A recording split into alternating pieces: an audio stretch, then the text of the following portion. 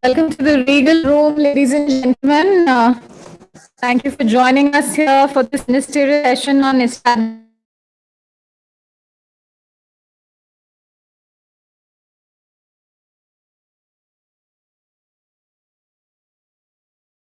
joining us very shortly, Shri Rajiv Chandrasekhar, Honorable Minister of State for Skill Development and Entrepreneurship and Electronics and Information Technology, Government of India.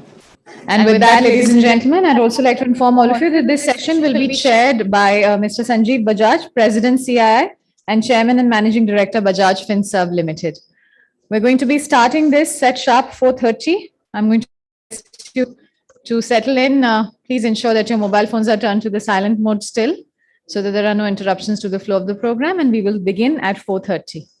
Thank you very much.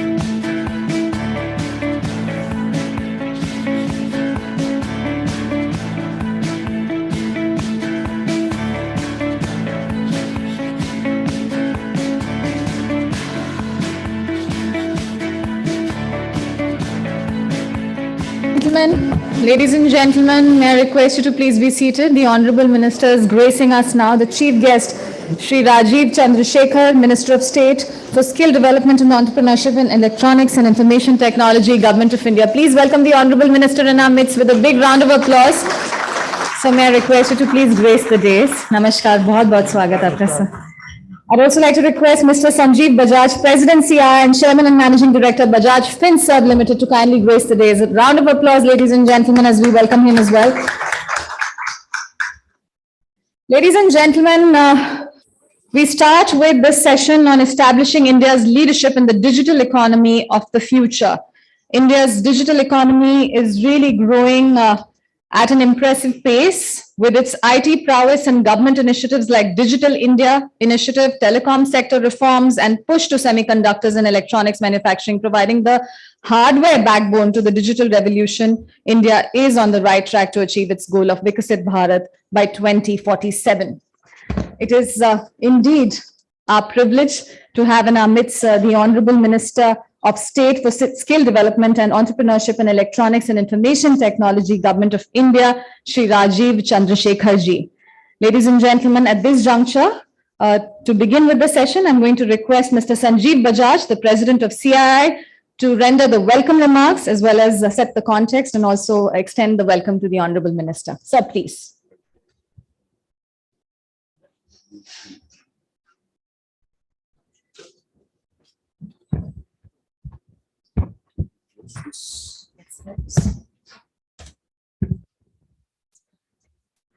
Good evening. It's my pleasure to welcome Minister Rajiv Chandrasekhar to the second edition of CII's Global Economic Policy Summit and to this special session on establishing India's leadership in the digital economy of the future.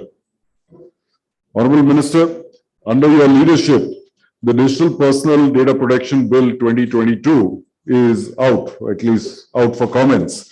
And as CI, we're already working on our feedback for the same. Our minister also believes that Digital India is contributing tremendously to our lives. It has transformed India in so many ways, and I'll talk about that a little bit. It has helped address societal challenges. It has helped in facilitating development and also in making industry more competitive and providing new avenues for growth. Further, breakthroughs in digital technology, such as in robotics, AI, 3D printing, combined with nano and biotechnology, as well as advanced material sciences, should provide the next leg of growth for businesses in India. We today have over 750 million active internet users. As a result, it makes us the largest connected democracy in the world. And also, we are today one of the highest producers and consumers of data per capita. The Digital India Initiative, launched in 2015, really is what provided much needed impetus to all this. The advancements that have been made in the digital sphere have helped navigate the country through something as significant as the pandemic. And just to jog our memories, the JAM Trinity is what helped farmers get the PM Kisan benefits directly into their bank account. The speedy internet services is what allowed all of us to continue working from home, something that none of us were used to doing earlier. Of course, after a while, our spouses weren't too happy with that. This widespread access of low-cost smartphones, tablets, is what allowed kids to continue studying, even though they were not in school. And not least, our day-to-day lives, whether it was getting groceries home, ordering food, or buying consumer durables, all ran as normal on e-commerce platforms, aided by digital payments through UPI. I mean, look at how the world has changed, and India has changed in this last 2-3 years. All this because of the kind of tools that have been developed in the digitalization of India. Our feats in this digital space are being now recognized globally. India accounts for around 40% of global payments, 7 billion transactions a month and growing. And also with its telecom services providing widespread access, also one of the cheapest in the world at probably 200 rupees a month. Our indigenously built 5G services is again going to provide us the next leap. And as you know, this is something, as we're talking about even now, is being launched all around the country. The government has not stopped over here. In addition to everything that is being done, whether it's the National Digital Health Mission, ONDC, the open network for digital commerce for small, medium-sized businesses, the Desh Stack e-portal, which is the digital ecosystem for skilling and livelihood. These are all new initiatives which will help us create digital opportunities for ourselves. The government, in doing all this, has adopted a multi-pronged approach to strengthen India and the Indian digital landscape.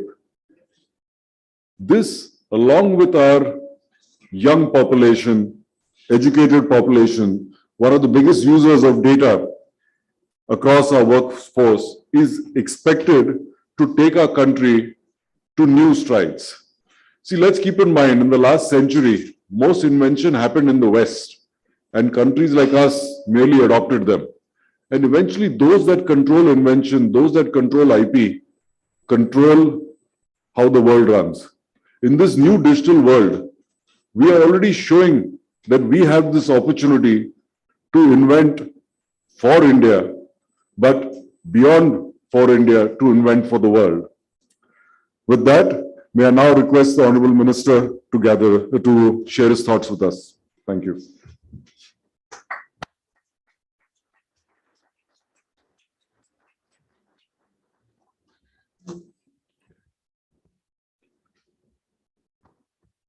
Sanjeev Bajaj, ladies and gentlemen, thank you for having me over to speak at this summit. I was just telling Sanjeev as we walked in, it's the season for economic summits, and this is the time in Delhi when people gather from all around the country and we exchange ideas on what our economy is about, where we are and where we should be. And so it is usually par for the course that we have around December of the month, and then we have a follow-up session in January, and then talk about the impending budget and so on and so forth. But I think in 2022, the year that we are currently in, this conversation takes on a very different type of a meaning, and it takes a different type of a perspective. It is clear to anybody who's an observer, participant, a commentator of the economy, either Indian or global, that we are living in very interesting times. We are living in very, very interesting times, not just for where the world is and where the world's economy is, but in terms of our own ability to reimagine, our own confidence to reimagine our own ambitions, and in a sense, reset, reweight the Indian economy as we move forward. It is clear post-COVID that the world looks at the Indian economy through very different eyes. There is a tremendous amount of awe and respect for what we have achieved in the last few years, especially during the difficult and very disruptive period of the COVID pandemic. And so therefore, the conversation about the Indian economy is not so much anymore about what will be the tax rates and what will be the tariff cuts and which sectors will see some investment. It is really about a qualitative, in a sense, reset or reimagined pathway and glide slope for our economy and a growth to a $5 trillion $5 trillion economy and a $10 trillion economy eventually. And as the Honorable Prime Minister says repeatedly today, it is about really having the confidence and imagining ourselves going down the path and becoming a developed economy in the coming years. And he refers to this as Amrit Kal. He has also referred to the next decade as India Techade because it is a decade full of technology opportunities. So having given you that as a backdrop to how we are thinking in the government, let me just share with you some of our thoughts, what we are doing, where we think we can go, where we think the opportunities are. And Sanjeev mentioned Digital India, and let me just start with that.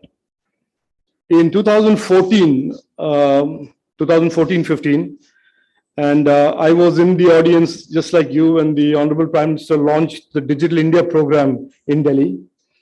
And he laid out this vision about how he wanted technology to transform the lives of Indians and therefore, in a sense, redraw the conventional narrative about democracy and governance in India, how he wanted to expand economic opportunities and expand the digital economy per se, and how he wanted India to move from being a consumer of technologies to being a producer of technologies. He said all this in 2014-15, and recently in a program with him on the stage, I said, look, I was in the audience at that time and I didn't believe you. I clearly did not, and being an entrepreneur for many years and then having seen politics for about 10 years before that moment in 2015, I said candidly to him recently that I had no expectation that we would travel so far. But travel so far we have. And that is in a sense giving us this confidence that the pathway to this India Techade is neither unreasonable, nor is it imaginary, but is really paved with not just good intentions, but with solid opportunities. Just look at some of the things that have happened in the last 7 years. And I like saying this, ever since I've had this opportunity to become a minister and serve in the government of Prime Minister Narendra Modi, I have visited in the last 17, 16 months, over 40 universities. And these are not the IITs and IISCs of the world. These are really universities that are non-IITs and so therefore, typically they are in the smaller towns. And if there is any cynic or anybody who doubts that we are going to go down this road of achieving $1 trillion digital economy, I can assure you they are not in the small towns of India. If there are any cynics and question marks, they are probably sitting, and I've given them sort of titles of being experts, and they're either in Delhi or they are in Mumbai or they are in some other exotic location, but they're certainly not in the small towns and villages of India.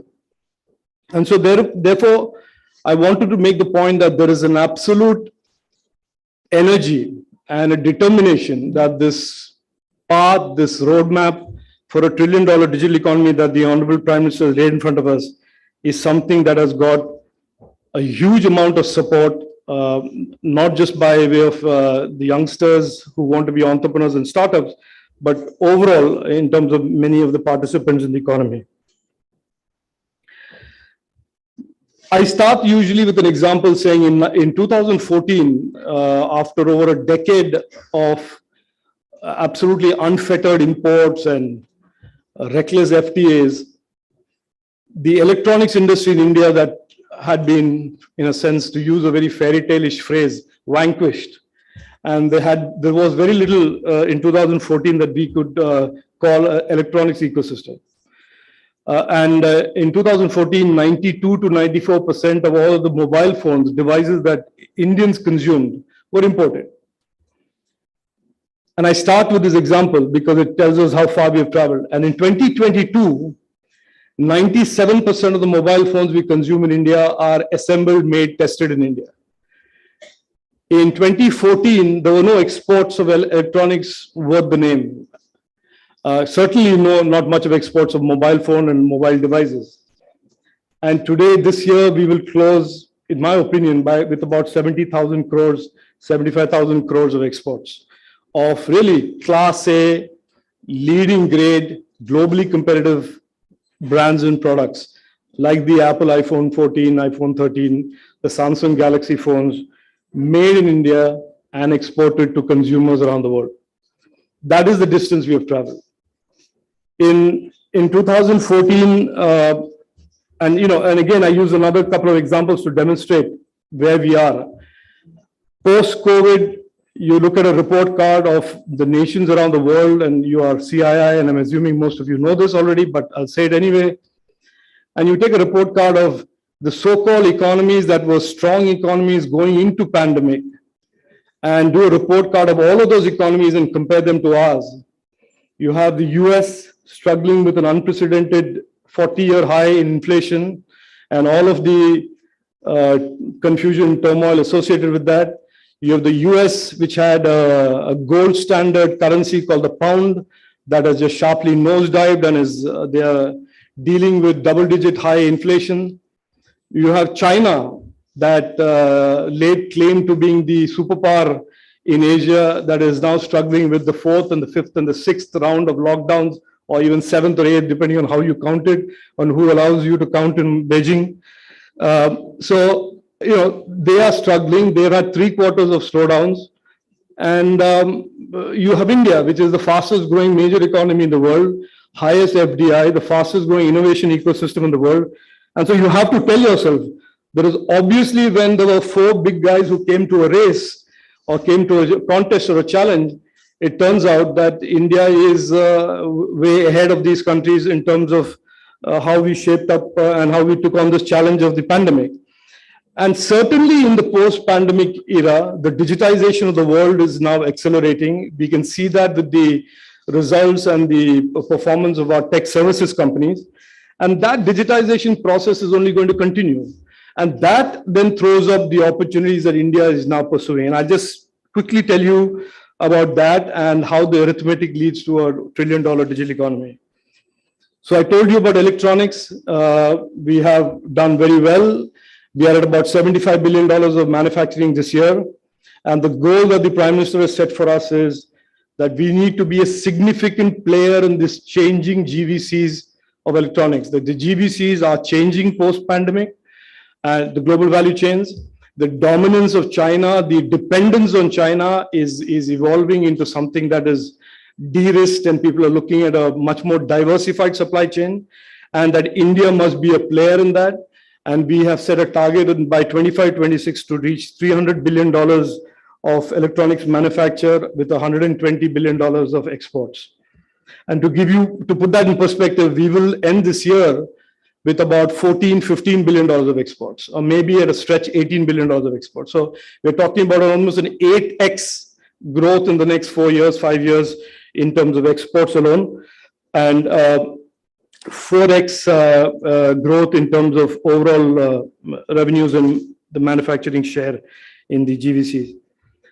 In the tech services space, we see that continuing to expand. They have been challenged in a sense by skills.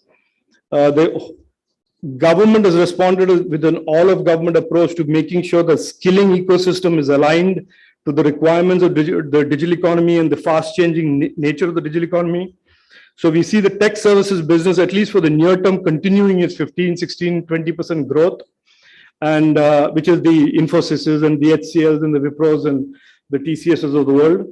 But most importantly, this narrative that the Indian tech economy equal to and was the tech services economy is slowly being redrawn. And so the tech economy is now a sum of the tech services space, which continues to grow, the electronics manufacturing and the digital products manufacturing space that continues to grow and will continue to be layered with additional PLIs and other initiatives to manufacture. The startup ecosystem, which has been in the first phase centered around the consumer tech and the internet space, is going to now grow into other areas like the blockchain, AI, high performance computing, electronics design, semiconductor design, and a whole series of additional layers of innovation will be built around the emerging opportunities in the startup and innovation ecosystem. And of course, there is this huge aspect about digitization of our government and digitization of the adjacent spaces around the government that is going to create additional opportunities in terms of entrepreneurship and startups.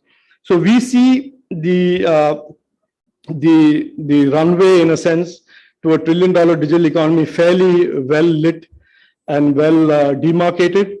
We have obviously policies and frameworks that are about 2 decades old. The IT Act, as most of some of you who understand the IT space recognize, is about 22-year-old legislation, and it is a legislation which predates even the internet. And it is, interestingly enough, I discovered it's a legislation that does not even mention the internet, and it is the legislation that regulates the internet. So we will slowly and systematically create a framework of legislations. The Digital Personal Data Protection Bill is one element of it. We had about 2 months ago launched the National Data Governance Framework Policy, which addresses the issue of the government's own data ecosystem.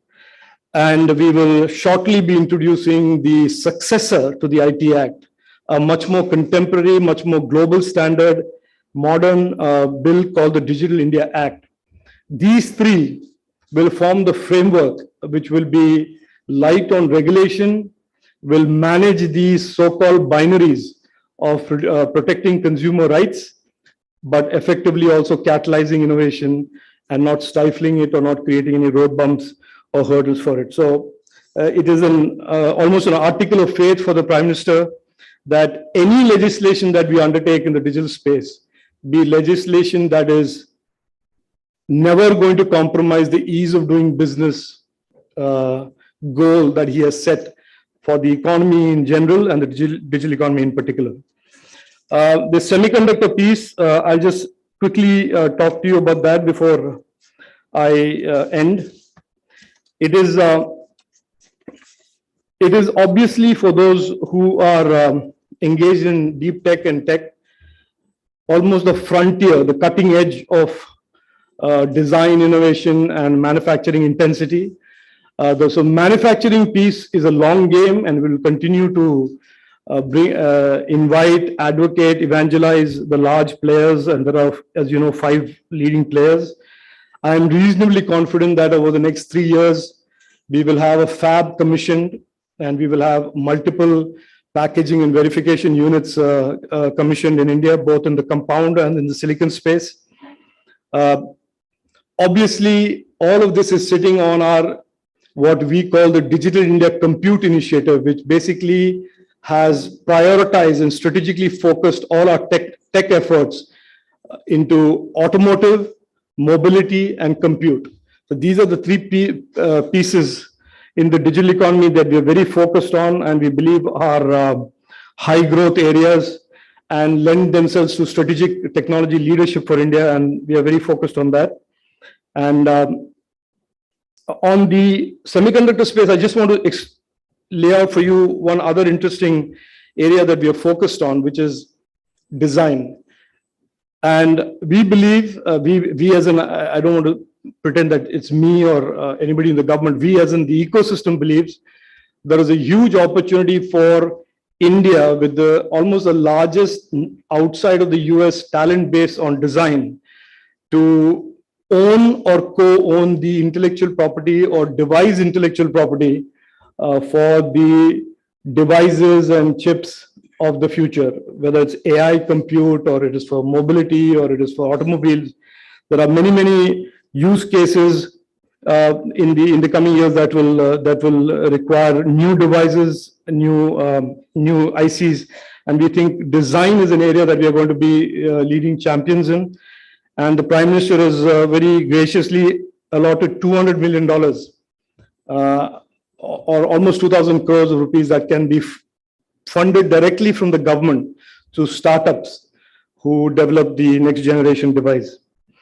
I will end by quoting two people that I obviously respect, and therefore I think it's meaningful to share it with you. One is the digital minister, a very young gentleman, highly well-read and well thought of gentleman, who's the UAE digital minister. His name is Minister Al-Olama. He's obviously from the royal family, and he recently issued a statement that said, the fingerprint of India will be everywhere and on everything digital in the future. So that is his assessment of where India's role is in the future of tech. The other person that I'd like to quote is Michael Spence, and you may have seen this quote, it came in the Economic Times, and he said, and I quote, "The global economy is undergoing a regime change, and today India is the outstanding performer."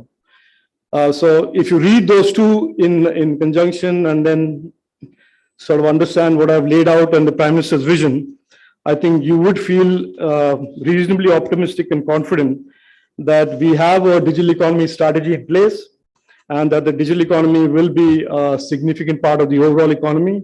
We hope to make it 20% from the current 8 to 9% in the next 4 years' time. So I will end there. Thank you again for your attention. Thank you. Jai Hind.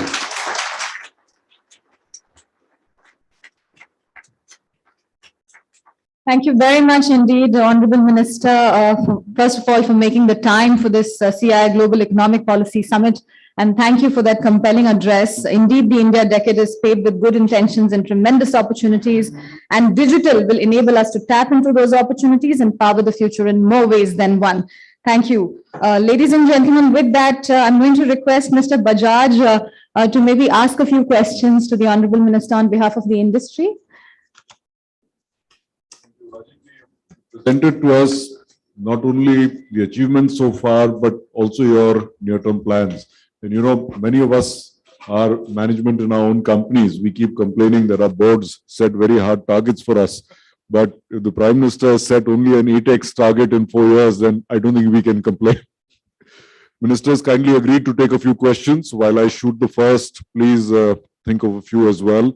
The Data Protection Privacy Bill, it presents actually a very important balance between protection of one's own data privacy and access. And that's where developing markets like India differ from the West. The West has access for all kinds of basic services. It has a very literate population. In our case, half our population is either not literate enough to understand what explicit approvals are and does not have access, whether it's basic health services, financial services. Data can be used for good or for bad. How do you see that balance of providing access to serve, let's say, the bottom half of India with certain basic data for, say, financial services, health services, with everything the government is doing, versus for many other parts of data requiring explicit approval? So thank you for that question, Sanjeev. Look, if you see the way we have designed the Digital Personal Data Protection Bill, and for those who have followed this, you will see that it is a pretty dramatic departure from what we were doing for the last several years. And for the last several years, there was almost a belief that the GDPR in Europe was the model, and we had to, in some sense, doctrinally follow that. And we have said via this bill that we will not. We will chart our own course. And for one of the reasons that you mentioned, which is that we are the largest connected nation in the world. We are just not largest connected democracy. We are the largest connected nation, full stop. Because what China has is not the internet. They have a little walled off island that they pretend is the internet. We have a full-blown open internet, and we are the largest presence in the global internet. So therefore, I think it is absolutely for us to chart out our own course, lay out our own principles in how we see data, how we see the issue of data protection. Number one. Number two, we have, through this bill, done what was said repeatedly was undoable. In a sense, we have balanced three seemingly contradictory objectives. One is, of course, privacy is a fundamental right, and the consumers have a right to have their personal data protected. And we have made sure that there is unambiguous protection of consumers' personal data. We have also ensured that there are reciprocal obligations that are cast on any data intermediary or platform that deals with that data, the do's and don'ts. And we have established that the government, in many cases, has a right to access data in emergent situation and for the purposes of governance through deemed consent.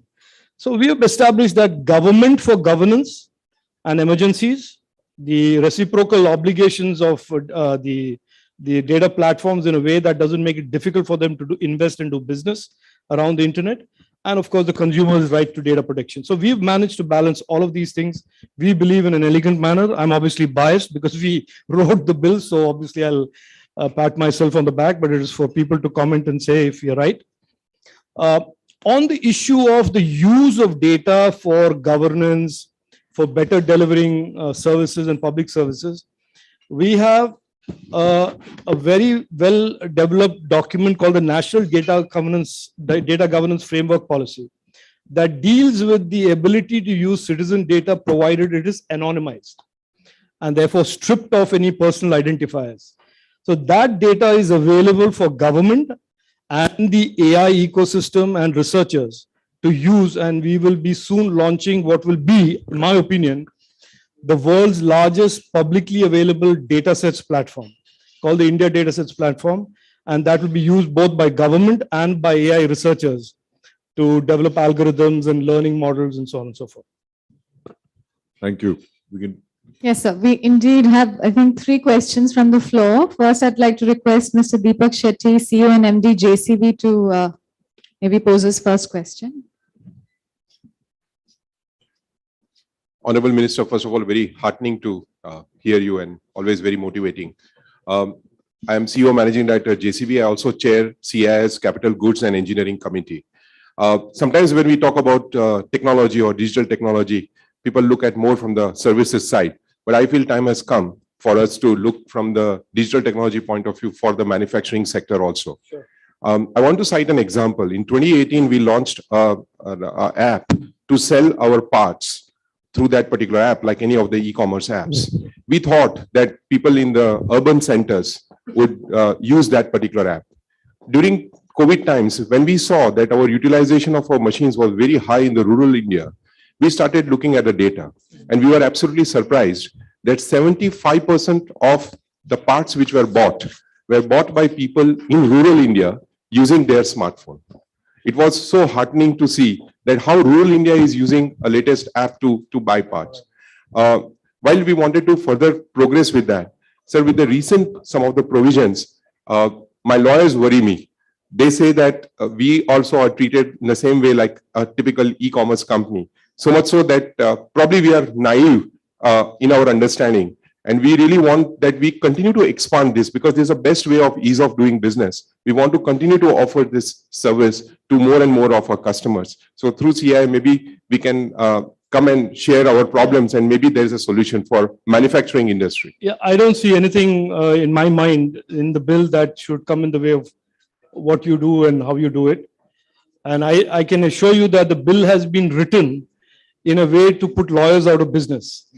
So, I mean, I'm not being facetious. I think if you read the bill, it is like it's written in English with illustrative examples. And we have made sure in the ministry that it absolutely does not require intermediation for you to understand bills and laws. And I have spent too many years on the other side, having to go through 90-page documents and referring to page 90 and page 4 and then ping-ponging and all of that confusion.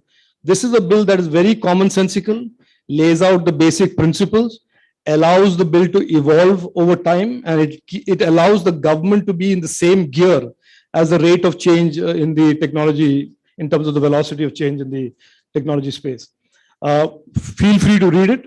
I see in my mind, nothing that should come in the way, excepting if you use data that you have taken from a consumer with his or her consent for a particular purpose, and then decide to store it and do learnings on that and use models on that without stripping the identifier out of the data. That is a no-go area.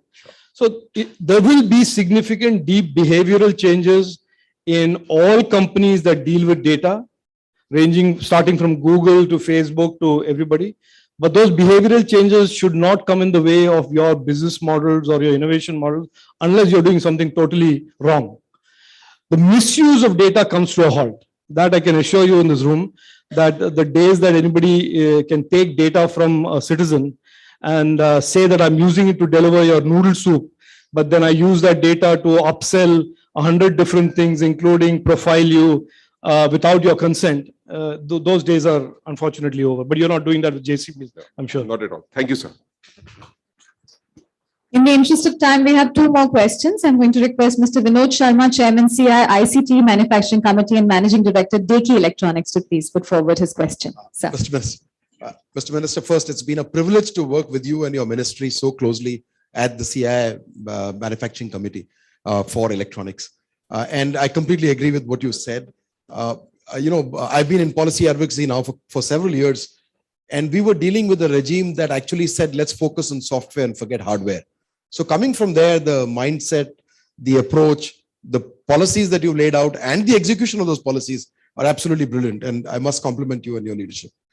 Coming to the question, sir, when we compare ourselves with, and we try to learn from, let's say, Japan, Korea, much later, China, there are two missing parts of the puzzle still. And I know they occupy your space, but I just thought if you can lay out the roadmap.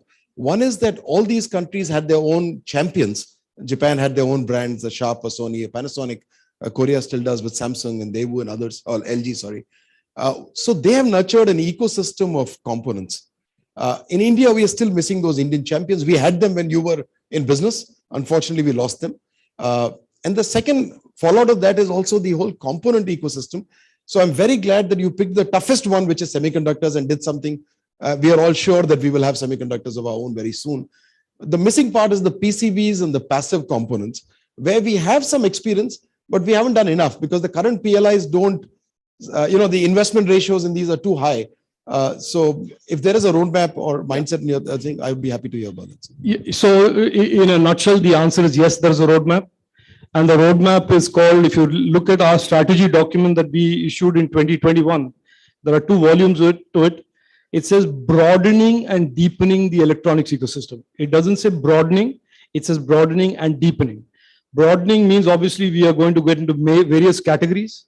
We are soon going to launch a PLI for the entire IT segment, which includes servers, laptops, tablets, the entire space.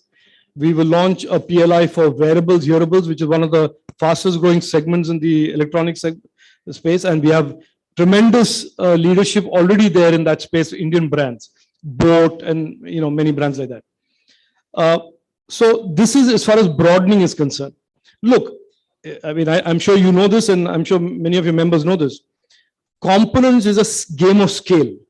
Unless you have products and platforms at scale being manufactured or assembled, it is never going to be viable to create a component ecosystem. So if you see the Prime Minister's goal, his vision has been, let's create scale in the end product. Let's create global market share in the end product space. And then drill down and create the deepening of the ecosystem, which is PCBs, semiconductors, discrete components, passive components, active components, all of that.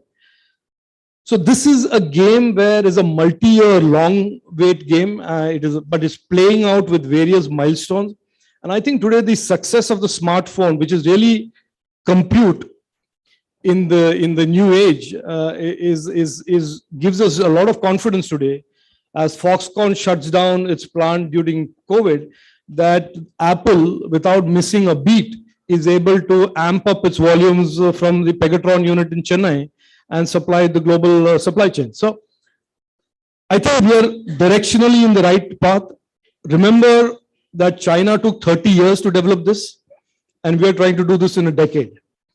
So give us a little credit for that, but we know what we want to do. The Prime Minister is extremely clear, very, very, very lucid, very well thought through, has put a lot of money behind the strategy. He has put $20 billion to work behind the PLI strategy. And you'll see now, even on the server side, there is a demand side that we are taking care of in terms of demand for those products, as well as incentives to manufacture. Thank you, Honorable Minister. One last question from Professor N.K. Goel, Chairman, Telecom Equipment Manufacturing Association. Sir. Sir, namaskar, pranam. Sir, you are right. All the credit goes to the government. Because what we have seen in the mobile manufacturing is something extraordinary in that similar time. And sir, ever since you are leading us, things are changing really at a fast speed, and we appreciate your openness. Sir, as a founder of World Electronic Forum and Asia Electronic Forum, I see world seeing India as a trusted partner, trusted product. And there is big demand for our UPI, Bhim, Aadhaar technology to be given to world. My question is there any thinking for giving technology to world for these things? Thank you. Yeah, so that is usually my marketing, that is one of my early marketing things, but I thought you've already heard about it, so I skipped that, which is this whole India stack. And look, notwithstanding this is a CII event, I think this is worth something, this is worth knowing and celebrating. The government of India under the Prime Minister said we want to digitize government. So it came up with the identity authentication platform. It said we want to make the transfer of benefits to our citizens corruption-free, fast. It built a UPI. And lo and behold, see what has happened. We have now built a fintech ecosystem of private startups and entrepreneurs that has raised over $25 billion of investment and has created the best-in-class platforms that the world is today using, all because the government initiated almost like a beta site, the adoption of technology. So that product and that stack is now being called the India stack. And so you have identity authentication on one layer. We are building a geospatial, that is the physical asset authentication layer. You have a payments layer, and then you have multiple applications, education, health, skilling, all of that, the pension delivery, the benefits delivery. You would be surprised at the enormous global demand and interest from countries all around the world, predominantly in the South, global South, who want to adopt the stack. And given the Prime Minister's foresight of having built this on open source, it is something that we can easily share with countries all around the world at very minimal cost. It's not like if I hope Microsoft's not in the room or none of the big SIs are in the room, but it's not like this is a $250 million project for a small country in Africa. This is something that we will do. And so the Prime Minister in this presidency, this G20 presidency year, is going to showcase, India is going to showcase the India stack and make it very easy for countries that have not evolved so far and digitally to quickly adopt and sort of follow the India lead in terms of digitizing government and democracy and governance. Thank you, sir. Thank you very much. Comment for CII. I'm very surprised that all the three questions came from this front table. Sir, because I'm telling you, sir, because I'm taking one analogy. Sir, this is the small town India which needs your vision. So let's take one question from the small town India. Okay, we have one question at the back over there. Let's take one. I think the minister then has to go. The gentleman who put his hand up first over there. Yeah. No, behind you. Yeah. Why don't you ask? Firstly, the data privacy bill is superbly good. Very good. Even common man, even I'm an engineer. I'll send you my address and a box of sweets or something. Yeah. Yes, the examples were very good. I have just one thing, sir. There is no mention of portability of data. Suppose if I want to port my email from Gmail to something else tomorrow, Yahoo, I don't know, Yahoo's dead by the way. Anything else? There is no mention of data portability there.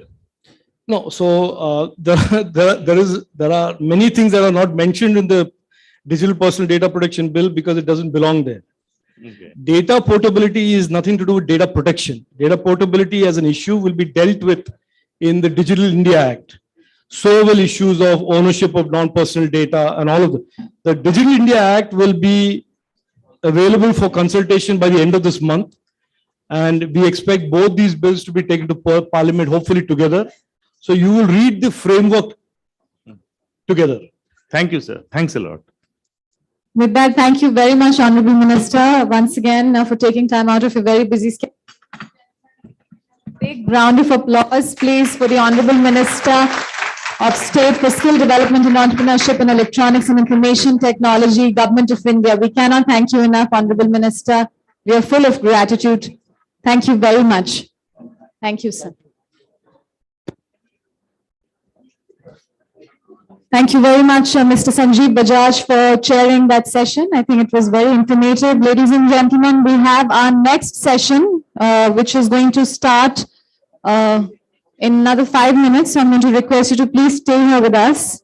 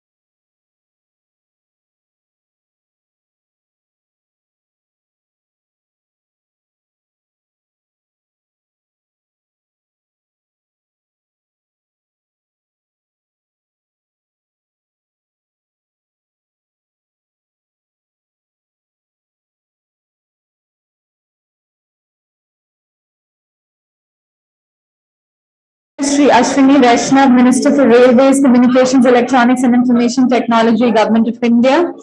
So I'm going to request you, ladies and gentlemen, please remain seated. We're going to be starting with our next session. We're transiting into the next session almost immediately. We're not going to be taking a break, so I'm going to request you to please take seats.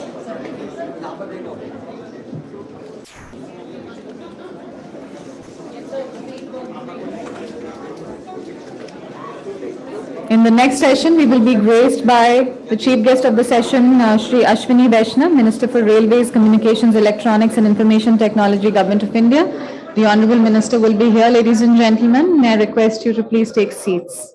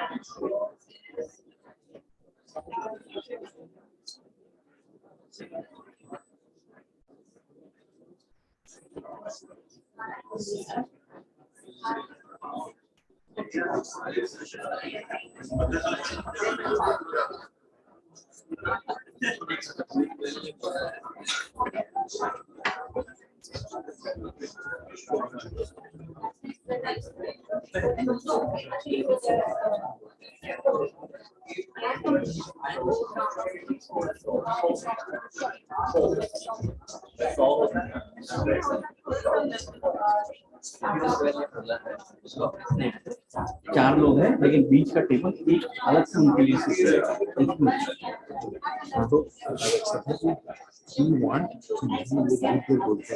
एक वो हो गया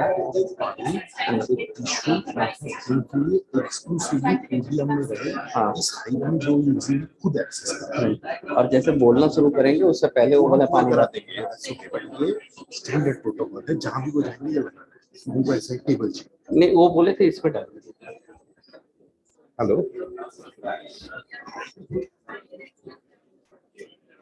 Aishwarya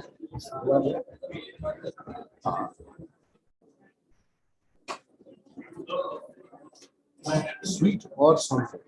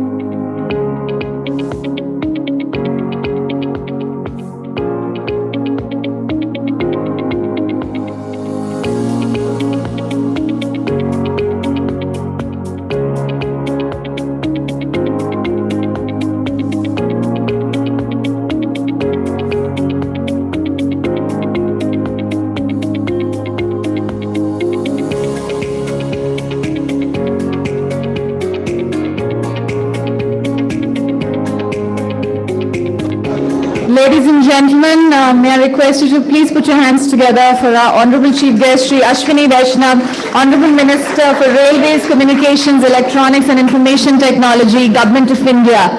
May I request you to kindly join us on the dais, sir. Let's have a big round of applause for the Honorable Minister once again. We have gracing the dais with him, Mr. Uday Kotak, past President CI and Chairman CI Global Economic Policy Summit. A big round of applause, ladies and gentlemen, to welcome Mr. Uday Kotak. And let's extend the hand and welcome Mr. Soumitra Bhattacharya, Managing Director, Bosch Limited and Regional President, Bosch Group India. A big round of applause for him. Ladies and gentlemen, technology and Atmanirbhar India, Atmanirbhar Bharat, or self-reliant India is the vision of new India envisaged by the Honorable Prime Minister Shri Narendra Modi ji. In the upcoming session, we're going to actually deliberate how can India become more Atmanirbhar in technology in many more sectors and what can be the next steps going forward. Once again, a big thank you, our gratitude, and a big warm welcome to the Honorable Chief Guest for the session, Shri Ashwini Vaishnav, Honorable Minister for Railways, Communications, Electronics and Information Technology, Government of India. With that said, I would now request Mr. Uday Kotak, CI Global Economic Policy Summit Chairman and past President CI, to kindly render his welcome and introductory remarks. Sir, please. Good evening, friends, and a very warm welcome to Minister Ashwini Vaishnav ji. And rarely do you get a combination of entrepreneur, administrator and professional, and now a political hat all in one. So it's a unique combination, and I think that's the kind of combination we need for taking India to the next level in many, many areas. For some of you who were here in the morning, Minister Vaishnav, we got some very positive praise for you and one of your ministries from Baba Kalyani this morning. And he was talking about the railways. And this was, as I say, the best of praise comes when it is behind your back. Okay. And Baba actually talked about how railways are going to scale, about the 20,000 crore tender and more tenders coming in, and the speed at which things are moving. So that was very, very heartening for most of the audience, some of them who were there in the morning as well, as also a lot of the business leaders who were there in the morning.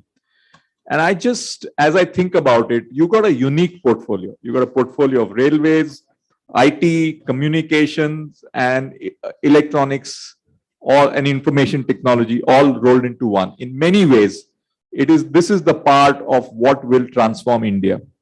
And the challenges for an Atmanirbhar Bharat in the new world, for India to go international, it's not just about us going out and acquiring companies globally. What the Googles and the Apples and the Facebooks of the world have told, how do we create innovation, products, technology, which the world wants to take from us, and thinking differently. I'm also very enthused by the speed at which you made changes in the telecom sector, including the introduction of the 5G technology at speed. And of course, you're dealing with some very, very difficult and thorny issues like data privacy or security. How do we in the IT field move from being a services economy to becoming a product economy? So there's a lot going in the various subjects which are under you. And I am amazed at your ability to manage horizontally such diversity in your areas. So I've got a few questions for you later, but we would love to hear you and your views. We are once again really grateful for you spending time with us here this evening. Thank you very much, and over to you. Thank you very much, sir. With that, we do have a special address from Mr. Soumitra Bhattacharya, Managing Director, Bosch Limited, sir. Or if I could request the Honorable Minister, as we like. The Honorable Minister's word is always the final word, so I thought. I'll make it very short, sir. You must be wondering why should a multinational company representative be sitting here? But I just wanted to share that we are this year, good news, 100 years in India. Mr. Modi inaugurated a smart campus, and next year, 70 years, Make in India. So I'll just share a few comments on both sides of the coin. And along with what Uday said, perhaps, get your views too. The first thing is on electronics. You know that better on semiconductor. The 76,000 crores is a fantastic point. 2 years ago, when this whole crisis broke out, initially it was thought, why did it happen? And I met 5 of the secretaries and explained that there's a huge challenge in the whole supply chain, including the matter electronics and automotive, and electronics came first. The second thing is, as a chairman of CII for MNC, where we have 70 CEOs in our MNC council, we see that MNCs have a lot of stake in India. And for us, it's been a simple philosophy, India agenda first, industry next, and company not to be discussed. So in that context, I'll state a few points. One, the policies which are being rolled out, I think across the world, they are being accepted, acknowledged, and even praised. If I look at the other side of the coin on ease of doing business, one part is where the world is expecting India is not to change the cricket pitch while the game is going on. In many cases, it hasn't happened. Take in the automotive industry, that BS4 to BS6, we leapfrogged in 3 years, the world did it in 8 years. But however, few other legislations do change. So one part is that no changes when long-term regulations are going on. The second part is on ease of doing business. So while the center is doing huge amount of steps, the delta gap between the center and the state is massive. I'll give a concrete example.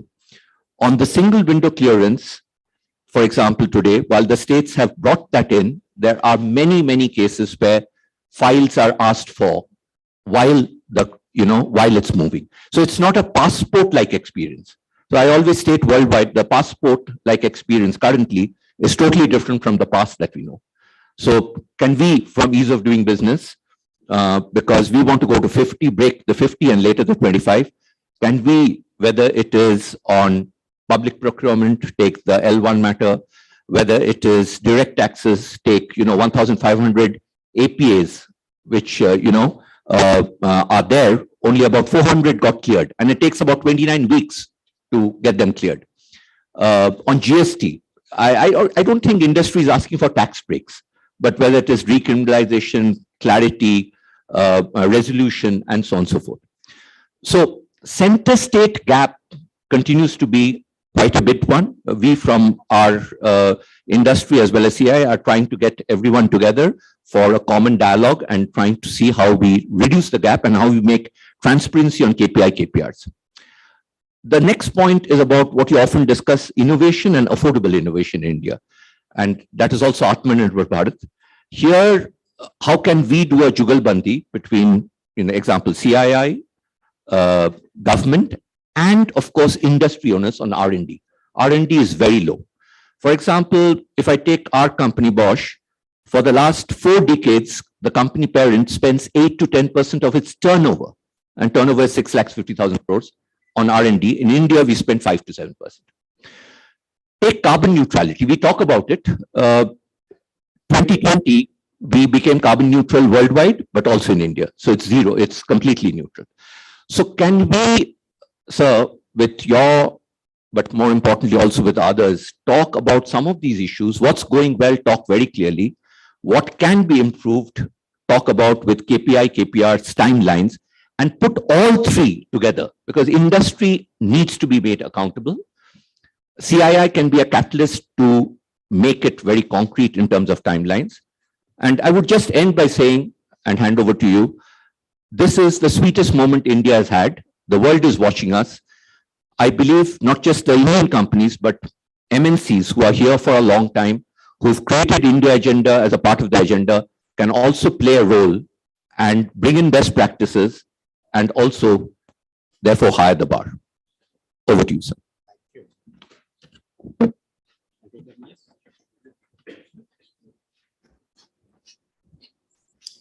Thank you so much for having me here. Maybe I'll take 15, how much time do I, 15, 20 minutes? 20, 25 minutes. So next 20, 25 minutes, we'll share some stories.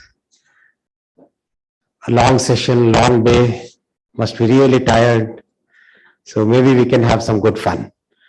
So I'll share the inside stories of 2 or maybe 3 developments. Then I'll make a request to all of you. So which one would you like to hear first, the telecom story or the railway story? Railway story. Telecom. How many telecom? How many railway? So railway wins. Clearly railway wins. Good. At least got you energized away from your phone. That was the objective. It was a trick. Just to make sure that you leave your phones and start listening. Good. So the story about railways. First of all, one of the most complex networks and one of those organizations which has a history of more than 100 years. So very difficult to change, very difficult to move, very difficult to go forward in a new way, right? When Prime Minister gave the target that we should transform railways, because there is no other way to transform the country than transform the railways. Railways affects practically each and every aspect of our life, whether it is cargo movement, whether it is people movement. In a country which is billion plus, there is no other way to move people other than having a very, very strong and resilient railway system. So how do you change railways? How do you transform railways? So first, Prime Minister Saab himself attended a Chintan Satra. That was in 2016 or 15, that time frame. Very long, 2.5, 3 days session. Lots and lots of ideas came. Then out of those ideas were culled some key points, and one of the focus was transform the passenger experience. Why I'm telling this story is, in the context of Atmanirbharta, in the context of our own technology stack, where do we stand and how did we reach there? It's very important to know, because one story will lead to 1,000 more stories. Each success leads to 1,000 more successes. Each failure teaches us many, many things. So 2017, he gave the target that we should have world-class train. As it happens, when this kind of target comes, the first thing that people do is buy a ticket, go to Paris, go to Germany, go to France, go to US, go to Japan. Nice pictures, nice brochures, good websites, and come back, say, this is the world-class train, let's buy. So good presentations were made. PM listened to all those presentations. He's one of the most patient listeners. He is very intense listener. 2.5-hour presentation with all numbers, and you will find him absolutely attentive. So he listened, he saw all those presentations. Then he said, no, absolute no. When we want to have a world-class train and we have an engineering ecosystem, a design ecosystem, which is developing for the entire world, why can't our engineers develop the world-class train? He gave that as the challenge. Believe you me, 2 साल के अंदर, and designing a train is not an easy task. Imagine a power plant of 10 megawatt running at a speed of 100 kmph, right? That's a train. That's a train. A power plant of 10 megawatt running at a speed of 100 plus kilometers per hour with people sitting in it. That's the complexity of that vehicle. That's the complexity of that machine. Aerodynamics, wheel, rail interaction, the way it accelerates, the way the track vibrations are absorbed. all those things have to be considered. The way air conditioning has to be absolutely perfect, because when the entire train is full, entire coach is full, you require much more air conditioning compared to when it is empty. So all kinds of things are there. With those challenges, the engineers designed, and the first train, first Vande Bharat was the name given by PM, that rolled out in 2019. And initially, like every machine, all of us are conversant with the way designs happen. First two machines were rolled out. They ran for the first two trains have actually run for 18 lakh kilometers. 18 lakh kilometers. That is, if you calculate 2n pi r as the radius of the earth, 2 pi r, right? Perimeter of the earth, 45 times they have moved around the entire globe. And this is when no spare rake was available, no spare train was available. Generally what happens is, if you design 10, you'll put 9 in operation, 1 will be kept in spare for maintenance and overhauling and all kind of stuff. These two trains ran without any spare. They ran very successful. The world started noticing it. Many forces started working to make sure that the next lot of trains doesn't come. But Prime Minister's resolve was absolute resolve. And he said, whatever standard of design was there in the first Vande, now you have to make a better Vande compared to that. Like good boss, here's one of the finest bosses in the corporate India, two of the finest bosses sitting here, and many of the finest bosses sitting here. They'll always tell their people that, okay, great, you did well, but you must do up to here. Did well, you must do up to here. Did well. Isn't that? EBITDA is not enough. More. NI is not enough. More. So that will be that's the case with our boss also. So he made us think once again totally out of the box. Think, what did you miss in the first design? Think, what are the other things that we can do better? Everything in terms of regeneration of energy, in terms of braking, in terms of vibrations. We sat back on the drawing board and we redesigned the entire thing. And the Vande which got rolled out in August, and the first one was inaugurated by Prime Minister on 30th of September. The train has perfected something which is the most difficult thing in a vehicle design. So how many of you are associated with automobile industry? Right? Quite a few. If the road is bad, what will you do? Suspension has to be better. The chassis has to be better, right? The structural strength has to be better. It has to be more rigid. Maybe you have to think of a rigid body between so lots of things have to be designed, correct? The vibrations should not get transmitted up. Harmonics have to be controlled. So the equivalent of a chassis in a train is called bogie. In our common parlance, when we say bogie, generally we think that that's the coach is the bogie. No, coach is not the bogie. Coach is the coach. There is a coach body above in which we all sit. And then there is below, there is a bogie. There are two bogies actually. Each of the bogie has the wheels inside it, the gear inside it, the brake inside it. Then the traction motor sits on it. Lots of other systems sit on it. All these systems, it's a very, very complex machine. A typical bogie would be like the size of this stage. Typical bogie would be the size of this stage. And it's a very, very complex machine. 18 very complex structural elements are there, which all of them interact with each other. And that's how so we redesigned the entire bogie.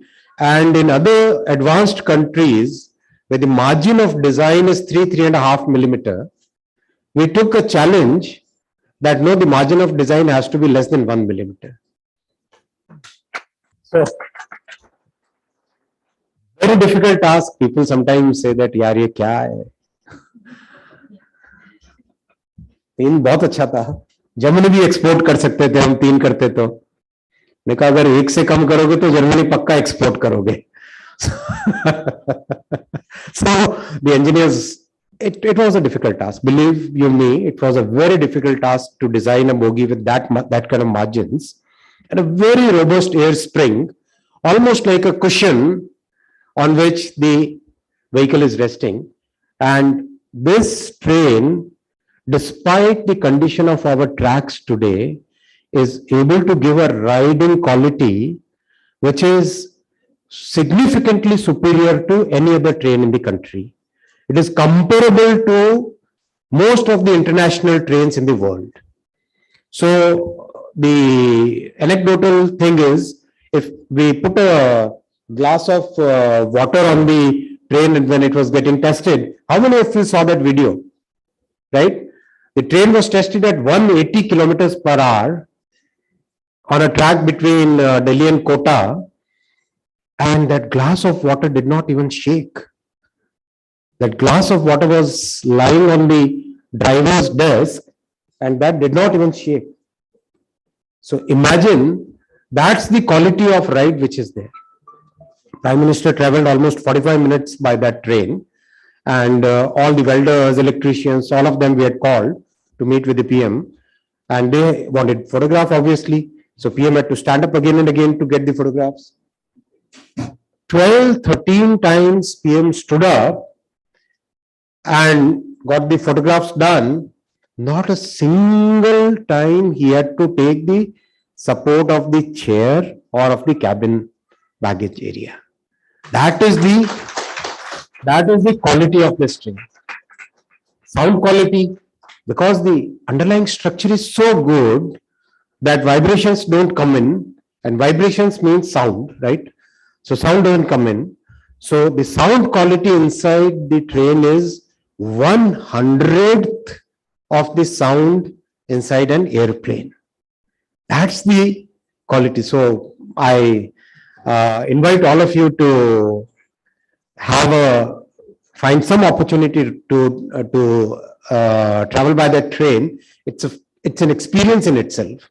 And do put a glass of water there, take its video and put it on the Facebook or Insta or Twitter. You'll feel proud of the country's talent.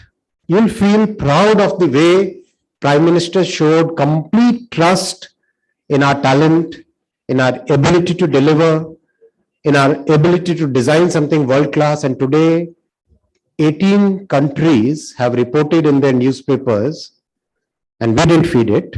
It's natural, organic. 18 countries have reported about this train in their newspapers.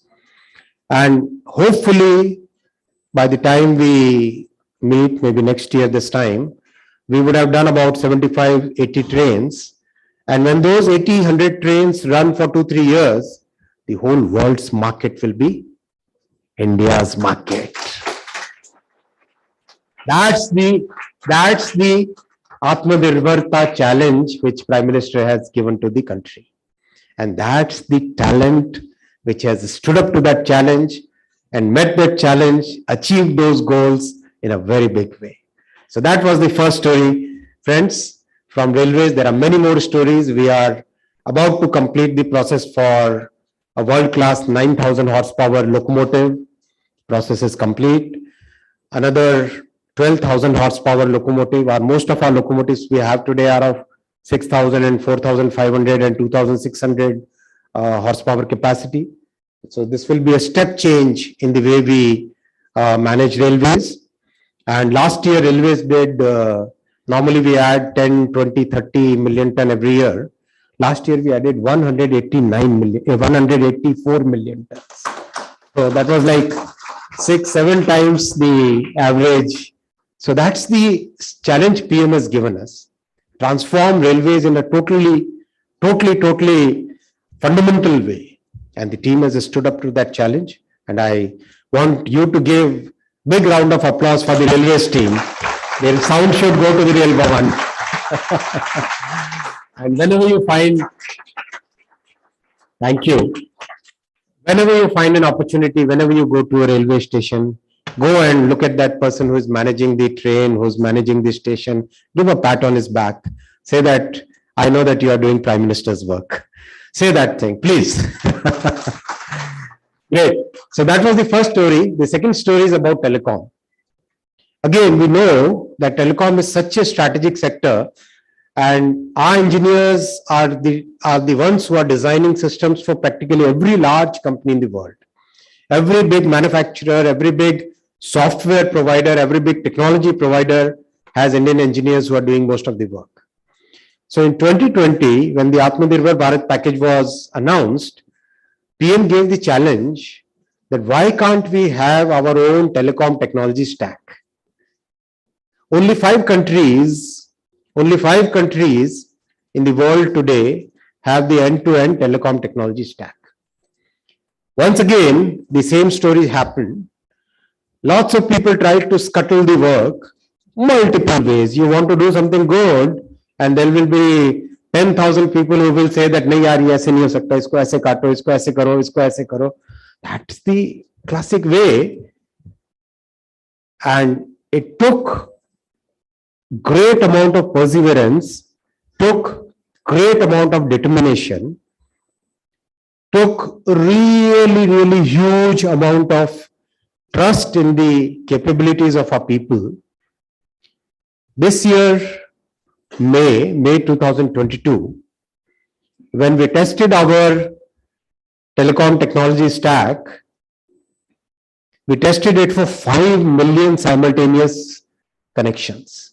There are countries which don't even have that kind of population.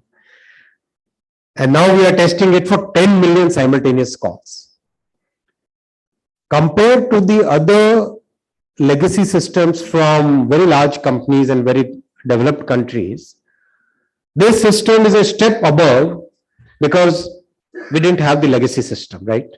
So we didn't have to think of how to modify the legacy system and do something better. Instead of that, we simply took blank paper, and a totally virtualized system is now getting rolled out, getting tested. We already have received inquiries from about 8 large telecom operators all over the world to take the Indian telecom stack to the world. So that's that kind of thought process which didn't exist 10 years back. In this country, there is a whole lot of people, a whole set of people who are always busy pulling down the development efforts. There's a large population of that. Very unfortunately, many of them were in this place where we are right now meeting. And for them, any effort to develop something, अरे यार हो ही नहीं सकता, क्या unnecessary करते हैं, अरे लाओ ना बाहर से. That kind of language was used again and again and again and again and again and again. Imagine what kind of effort and what kind of determination would PM it would have required to break that nexus. Imagine that. So when you think of a private startup, a small startup sending a satellite into the space, or absolutely digital banking, or a person, small street side vendor putting a QR code on the jacket, or you get your vaccination certificate in instant. When developed countries, they wait for 10 days to get the certificate in the mail, right? Then you imagine, then you pause for a second, you wait a second, start thinking how this change has happened. This change has happened because of the resolve of our leadership. This change was possible because a large number of naysayers were left behind, and the people who thought that yes, we can do, those were the people who were given the responsibility, those were the people in whom the trust was shown, those were the people in whom resources were placed, and that put our engine forward. That put our journey forward. Today, there are telecom equipment manufacturers who are thinking that couple of years they would become exporters. I just had a meeting with 42 CEOs who are CEOs of telecom equipment manufacturers, and look at the resilience, look at the ebullience, look at the energy in them. Each one of them thought that in 2 years, 3 years, I would be exporting. They don't even think that India is enough. They think that no, for me, the entire world is the oyster enough. That's the thinking which has come in. So be a part of this journey. This is a great journey. Contribute to it whichever possible way you can within your own means. Look at what you can do to have more and more deeper supply chains within the country. And I'll make you one last request. So I told you 2 stories as I promised, and one request I'm making. The 3 departments which Honorable Prime Minister has given the responsibility at this point of time, I'll request whatever change you want, whatever transformational ideas you have, whatever reform ideas you have, even if it is a small infinitesimal small delta in our engineering language, even if it is small delta change that you would like us to change, please come and share with us. Very open mind, we are taking all ideas. We are very, very eager to listen to you. All the changes which have happened, whether in telecom, Prime Minister was gracious enough, and I mean the risk that was there was huge, but he took that risk and did these reforms, which shows that this is a government which wants to change, wants to transform, wants to make a big difference in people's lives. So come out with your ideas, share your ideas in whichever forum, whichever way, whichever office, whichever way you can coordinate everything. Please do that. We are open to your ideas. We would love to listen to you and make the changes which are your aspirations, which are the aspirations of our next generations. This is the time to build the country. Thank you. Thank you very much.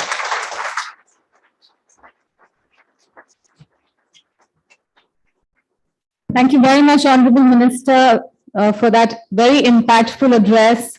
Changes happen due to leadership such as yours, which is unwavering and completely resolute.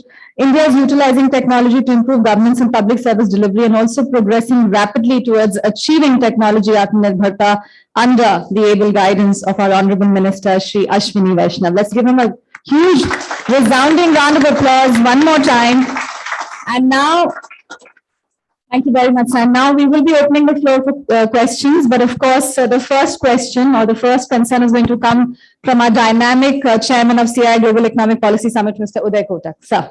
I'm going to take the liberty, since the minister is responsible for quite a few ministries, one question each for each of the roles. First is on telecom, sir. Telecom has been the backbone, and we have seen through COVID period, it has really served the nation phenomenally. We are now down to, if I am liberal, I will say 3 players plus BSNL. How do you see the role of BSNL from here? Thank you for asking this question. BSNL will become a very strong stabilizing factor in the telecom sector. How? I'll explain the process. BSNL has about 135,000 towers all across the country. Very strong presence in the rural areas, especially in the areas which are still not fully covered by the other telecom players.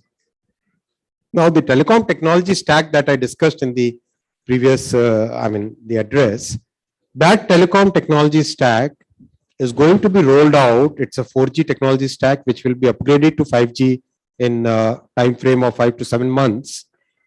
That technology stack will be rolled out across this 135,000 towers in the country.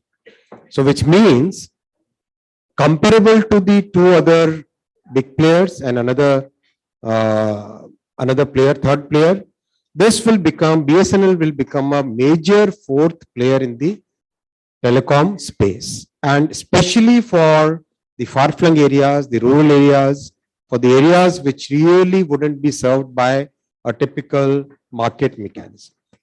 Thank you very much. And I think that is important because on the one hand, we want consolidation, but on the other hand, we want enough competition to be there in every sector. So that is one point. Second is moving to the whole area of data protection, sir. And I know you faced, I mean, there's a lot of challenges in that. There are very diverse views on that, but also keeping in mind that there is a deep connect with security angle as well, and the importance of individual privacy. How do you see yourself navigate through this? I think the government's policy, government's intent, government's functioning is absolutely clear on this subject. All the established principles of maintaining individuals' privacy, of protecting people's privacy, those principles are today well established. Now, on one hand, we have these principles which we strictly adhere to. On the other hand, we have a huge, very dynamic innovation ecosystem. We have 100+ unicorns. We have 80,000+ startups. So this very strong, dynamic, agile innovation ecosystem should be able to prosper, should be able to grow. So we have learned from the experience of many other countries and recently published the data protection bill draft. And from the response that we have got, it's phenomenal response. I mean, practically every stakeholder that we have consulted, except for a so-called few experts who are on one very big, kind of extreme, except those, everybody has praised it. Everybody has said that it's a very simple language. It meets all the tests that Supreme Court has laid out. And this is the way we can take the data economy forward. And many people have actually gone out to say that in the coming years, very soon, other countries will probably copy, other countries will probably take India's data bill as the template and make changes in their bills. Thank you, Minister. And third is on the railways. I must first say that India, from a financial planning point of view, was a genius in terms of financing of the bullet train. And I'll tell you why. I mean, for the audience, I mean, you obviously know. We took 50-year money for the bullet train at 1% per annum, borrowed in the Japanese yen. For many of you who are aware of the financial markets, the Japanese yen in the last 1 year has depreciated nearly 30% against the dollar and maybe about 20% against the rupee. So at this stage, India has not only got zero cost money, we have saved net rupees by having borrowed in Japanese yen at 1% for 50 years. It is an amazing financial transaction for India. And I'm sharing this with you because not many people have talked about it. It is truly an outstanding financial engineering. Of course, there was a risk because at that stage, the yen used to appreciate continuously, but it has worked to India's advantage. I hope it remains over the next 50 years. But in that context, Minister, question to you. When do we get the first ride in the bullet train? 2026. Okay. The progress is very good. As of today, 118 kilometers of pillars are already constructed. 8 bridges on large rivers. They are very good stage, almost reaching the deck level. The design work is practically complete. The undersea tunnel, which will be done to connect Mumbai with the Thane Creek, that tender is already out now. Practically everything that needs to be done is in very good shape. The Japanese partners are very happy with the progress. Some people have actually come and said that in the first year of construction of any bullet train project in the world, this is probably the highest. In 1 year doing 100 kilometers, construction is probably among the highest in the world. That's great. And a big round of applause for that. Now I'll ask Sumitro if he has any questions before we open. Yeah, just only one question, but slightly elongated. Minister, going 30 years to Europe, I really feel proud about our leapfrogging on digital, including on telephone and telecom. Many of the European countries are today decades behind us and with baggages of GDPR and many things. Same with railways.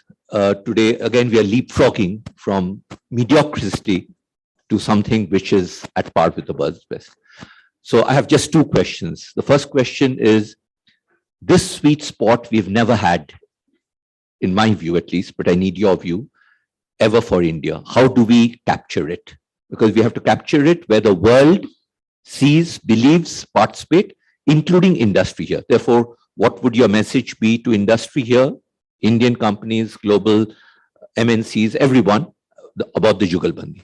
And my second question, as a proud Indian, I see the center leapfrogging without baggages in a consistent manner. How can we keep the center state gap reduced, even euphemistically eliminated? Because there is a gap.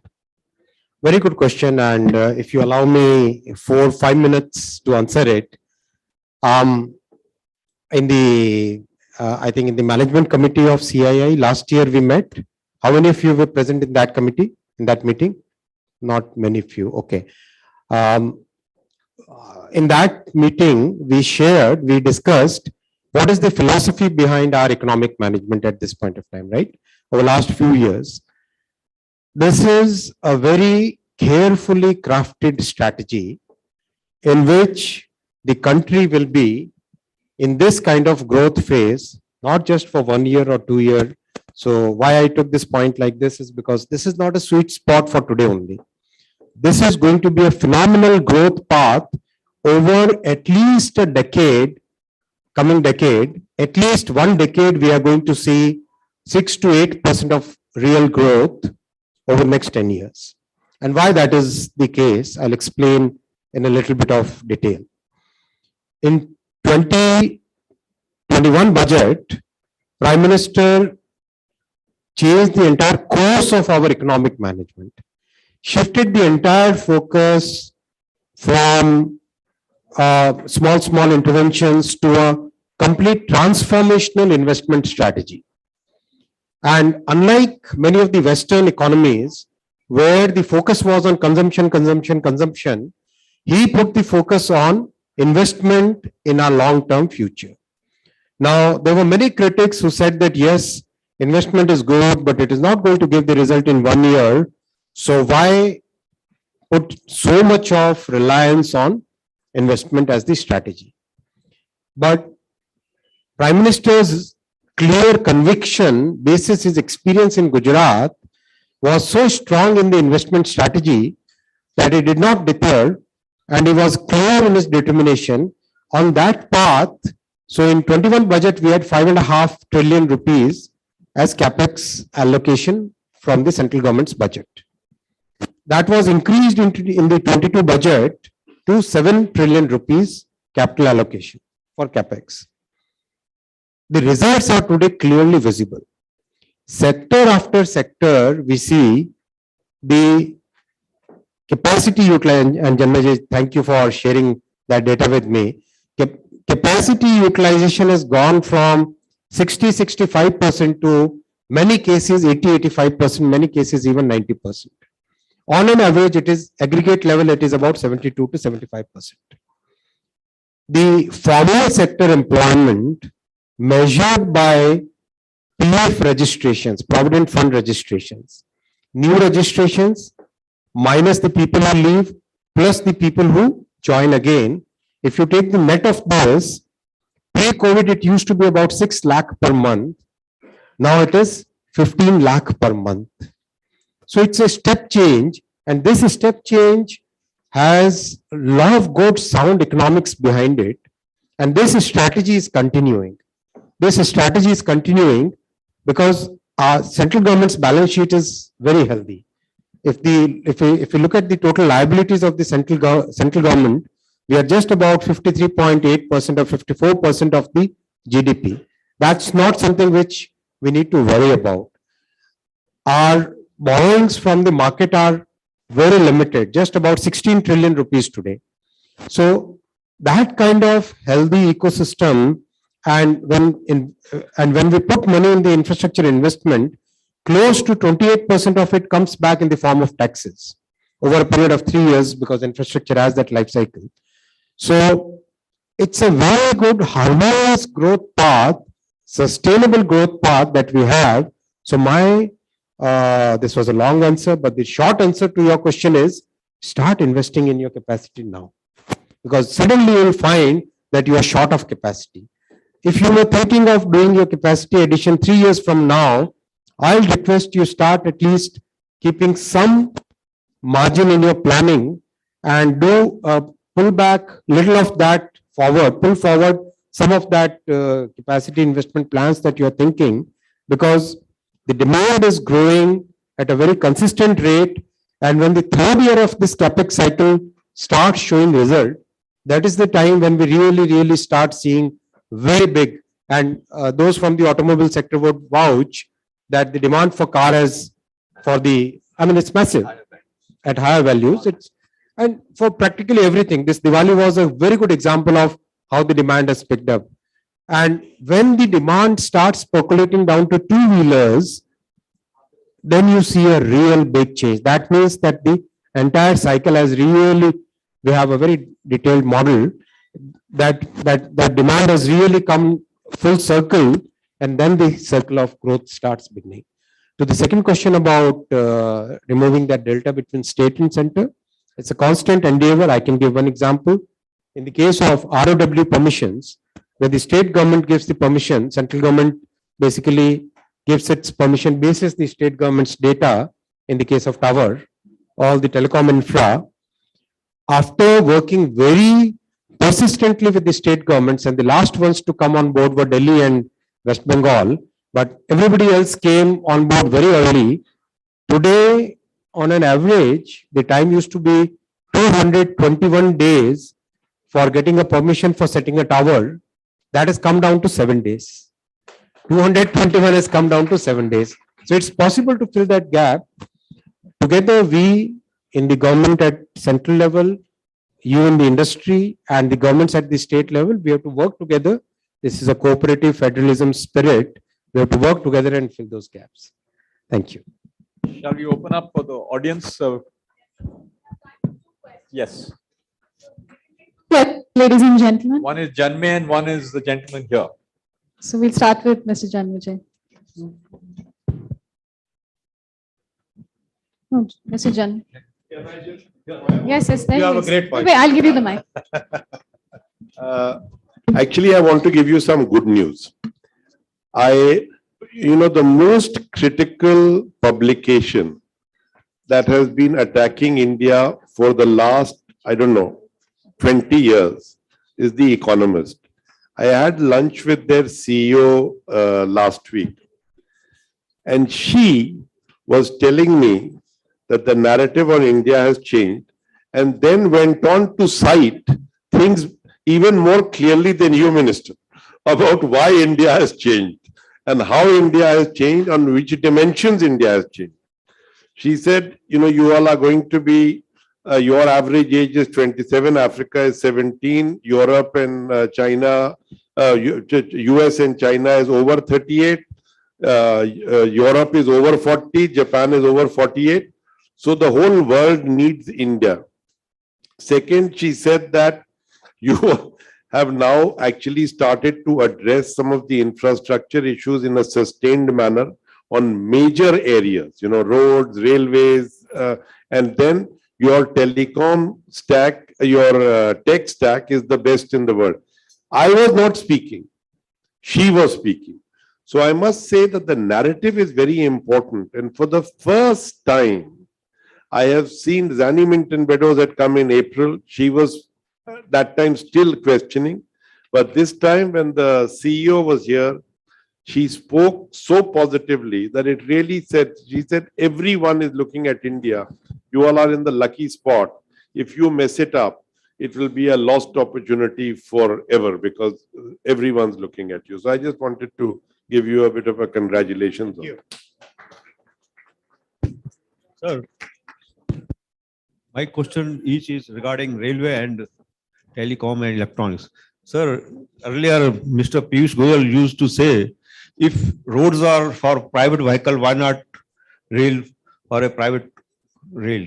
So I think to some extent it's going that way. I hope very soon we will have this type of facility so that quality of running is much more better and it is efficiently done. Second thing is recently happened of hacking of AIIMS server. If we have our own server or hardware, I think we can have our own facility much more better than earlier, because now we are having our semiconductor in such a large extent.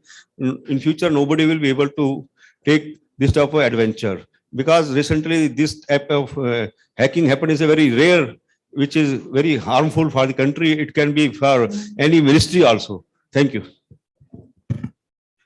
We'll take a couple of more questions and I'll join please. Okay. Sir, my name is Vishal Singhi. I'm running Innovation Accelerator Company. Sir, my question about how we can further develop the technology research economy. In earlier session, our World Economy President told about, China has government has invested 300 company, US is 800, India is 30, and major innovation and research happening in the government organization actually. But, can we start like IP trading exchange or many others idea where you can add the more and more innovation in the technology research area actually, because we require on stack in many area, health tech or many other area actually. So I want to know further your insight about the boosting the research, technology research economy actually. Yeah, sir, I have a quick question. So we make optical fibers and we are already a step ahead in the sense that we export to the world, and India is already Atmanirbharta on that. The question I have for you is, wherever we are, whether it's the US or different countries of Europe, people are buying from us, but they still say that, the Indian product quality is not yet established. They can't prove it, but that question and that brand exists. What advice do you have for us as an industry to build brand India as a top-notch product line brand? Okay, I'll take all the questions together. So first I'll touch that point about innovation thing. See, in two sectors, especially defense and railways, we have created a model where any startup can take up a problem statement, bring out a solution, and the defense as well as railways supports that startup from idea to POC to product, and sometimes even to the extent of giving a market or a revenue stream at least for 3 to 4 years. So that is the kind of innovation system which has got developed in these two sectors. It is maturing. In railways, we have about 800 startups associated with us now. And in defense, that number is in the range of about 2,000. So that model has really worked, especially when it comes to utilizing the railway or government funds for startup innovation ecosystem. Now we are taking that model to telecom space. A telecom development fund, telecom technology development fund of 500 crore every year has got established, and that 500 crore is beginning. We will be taking it to 3,000, 4,000 crore per year. So that technology development fund will be available to the entire industry. You can come up with new ideas, new solutions, begin from an idea and come up to a product level. Already many people have got advantage of that. Similar experiments will be done in many other sectors. On the point of quality of Indian products, yes, we will have to make a lot of effort in convincing the world about the quality. And that's where each and every one of us in the industry has the responsibility of looking at what our products are, getting world-class certifications. When I shared this example of bogie design, right? The idea behind that was that if we do something that the world is already doing, then the world will not notice us. Then we will not be making a very big difference. So we will have to always take a bigger challenge and deliver something better at a lower cost and a better quality. Then only the world will really take notice of our country. So that challenge we have to see in each and every country, in services and products and manufacturing and everything. Regarding the privatization of railways, we have considered that question in good detail, and very clearly the government has taken a clear, firm stand that railways will not be privatized. It's a very clear stand we have taken, and I've said that in the parliament. The decision has been approved at the cabinet level, so we are not privatizing the railways. So that's a very clear stand we have taken. On the question of cyber security, yes, lots and lots of work is happening already. Many good innovations and many good security systems have already come up and many more will be coming up. All right. Just if Mr. Shetty could make his question very pointed, and Mr. Goel has a final question. I think just last two questions, Honorable Minister. Yes. Honorable Minister Deepak Shetty, I'm CEO Managing Director JCB. I just want to make a point. Your capacity utilization is how much, you tell me? Almost 85%. Excellent. Good. Sir, while living and working in Europe, I used to always think about the machines, our machines being moved by rails. And when you used to hear the machines being stuck at the borders. A year back, in the National Council meeting, I had spoken about us moving machines through trains to Bangalore. I just want to make a point. We have now moved to Hyderabad. And it was very pleasing recently to move to Guwahati. I just wanted to compliment you and the support that we have received. This is a great message, particularly from CO2 reduction, etc. So just wanted to thank you for that. Thank you so much. But I also want to tell you that this is just the beginning. This is just the beginning. The new products that Railways is coming up with, right now we have huge capacity constraint. Really, we are running at like 180% of our capacity. So, and good thing is that the team has taken up the challenge, and what was about 4 kilometers a day new track commissioning is today 12 kilometers a day new track commissioning. So new railway tracks are now getting commissioned at 12 kilometers a day pace, and Prime Minister has, again, like a good boss, he has given us that 12 is not enough. You must do about 20 a day, then only it will be good. So of course that's a achievable target. Next year we should be doing 20.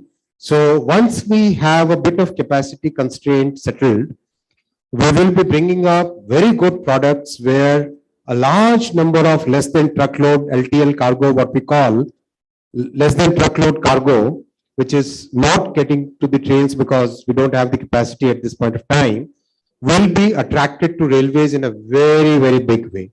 So look forward to those innovations in the coming years. Professor Goel, please. Final question. Thank you. I am N.K. Goel, known as Chairman of TIMA. Sir, I just want to compliment you for the pride you have given to India, because as a founder of World Economic Forum, we go to 74 countries. Everybody is talking about BSNL 4G, how you made it. And the beauty is other parts of the world has taken 30 years and you just took 2 years. That's a wonderful thing. A target which was unbelievable. And if time, I would like to have some more views on the export of this 4G product to world. Thank you. This will be a big export item in the coming years. I can say with guarantee that the way Prime Minister gave us a clear vision, a resolute determination, absolute crystal clear mandate that come what may, we must develop this technology. So that was the reason why we were able to do it within 2 years. And as you rightly pointed out, other countries have taken many more years to do it. And within next 2 to 3 years, India will be a large exporter of telecom technology products. Thank you very much, ladies and gentlemen. With that, can we have a huge loud round of applause once again as we express our gratitude to Shri Ashwini Vaishnav, Honorable Minister for Railways, Communications, Electronics and Information Technology, Government of India.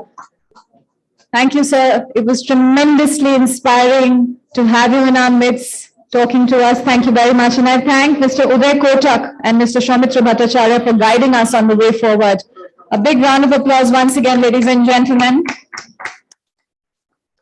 Thank you very much. And ladies and gentlemen, we're going to take a high tea break, and post that we will have our next session graced by the Honorable Minister Shri Piyush Goyal. Thank you very much. Thank you.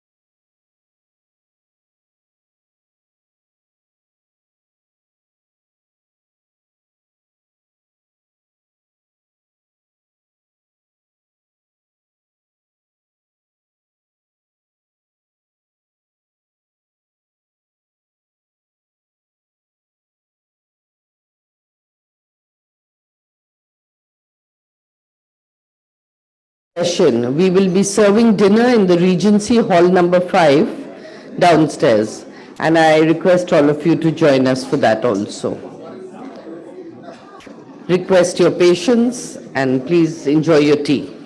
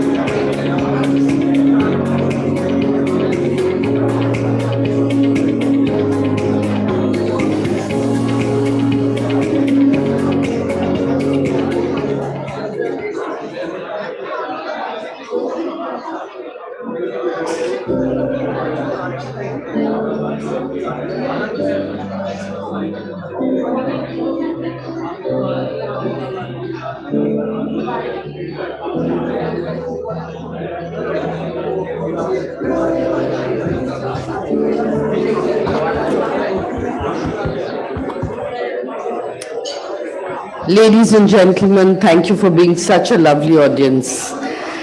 The minister is held up at Indo-Sweden delegation meeting, and he will be leaving there in another 3-4 minutes. That's why I've just thought I will request all of you to be patient, and he's leaving from Vanijya Bhavan. He'll be here in 10-12 minutes. So just please be patient. Thank you.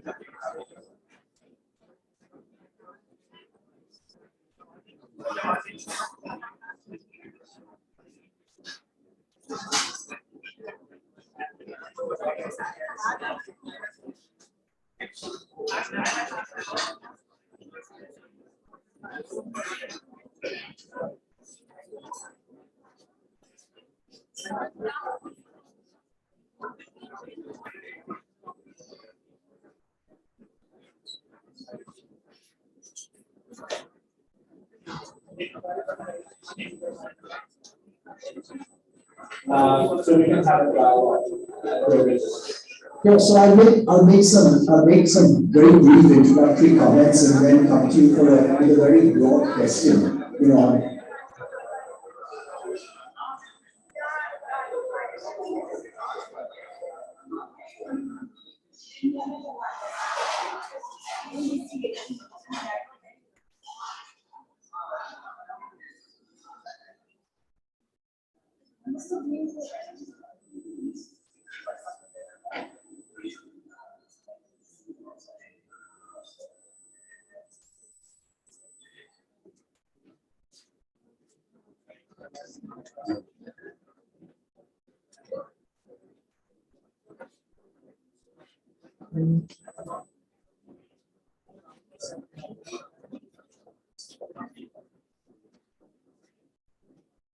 Quote something for the benefit of our viewers, and this is what you said in Davos earlier this year. You said, when I wrote the world is flat in 2004, Facebook didn't exist. This is one of our sessions that's happening, direct telecast in CNBC. We just thought to flash it to you all while we wait for the minister another 10 minutes. Type was a typographical error. The world has changed significantly since 2004, and we've seen some fundamental shifts through the course of the pandemic and through 2022. If I were to ask you to look back at the year gone by, we're almost in the last lap of 2022, Mr. Friedman, what would you say have been the biggest surprises, the most unusual developments that will shape the way things will pan out from here on? Well, sure, thank you. It's great to be back with you. I'm not to flat trend, flat. And getting to in terms of CII.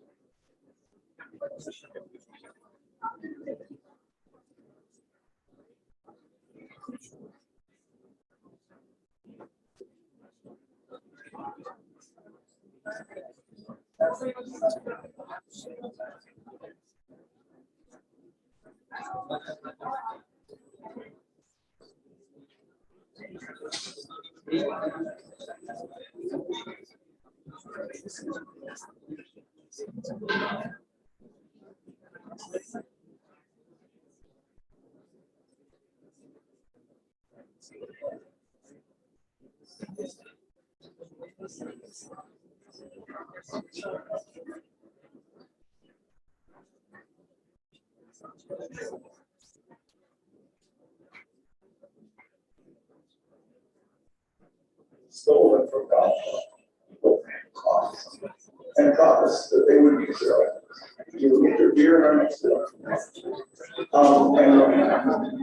was actually made this the most remarkable picture, to the most important picture, probably in modern American independence or principle Democrat, principle independent. When into the world, they identify every election denied, whether they were running for governor or senator or Congress or mayor, and they voted against them. And virtually, not all, virtually everyone was from Arizona to Nevada, all the way across on the East Coast was engaged of civic energy in a democracy from the bottom up. So, people stood there, they were Republicans for running for Republican for governor like Georgia, and they voted out a Republican who was governor, was senator or secretary,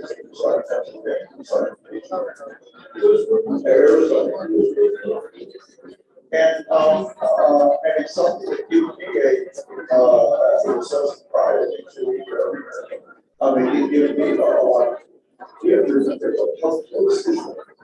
Sometimes people want my okay, so it was a close run, but it was a remarkable assertion of citizens using democracy.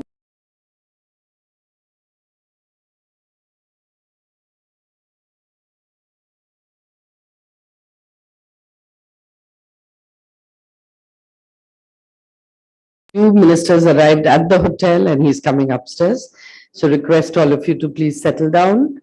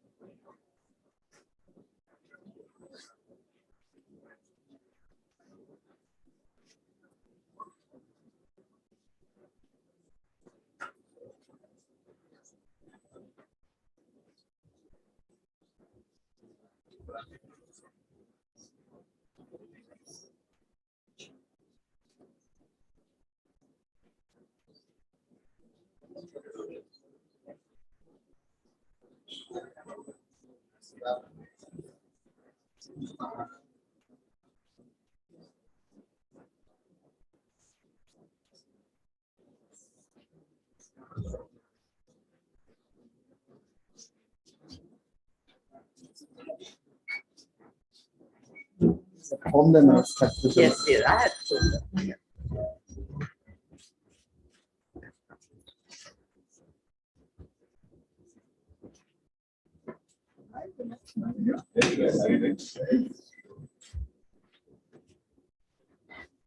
Good evening, ladies and gentlemen.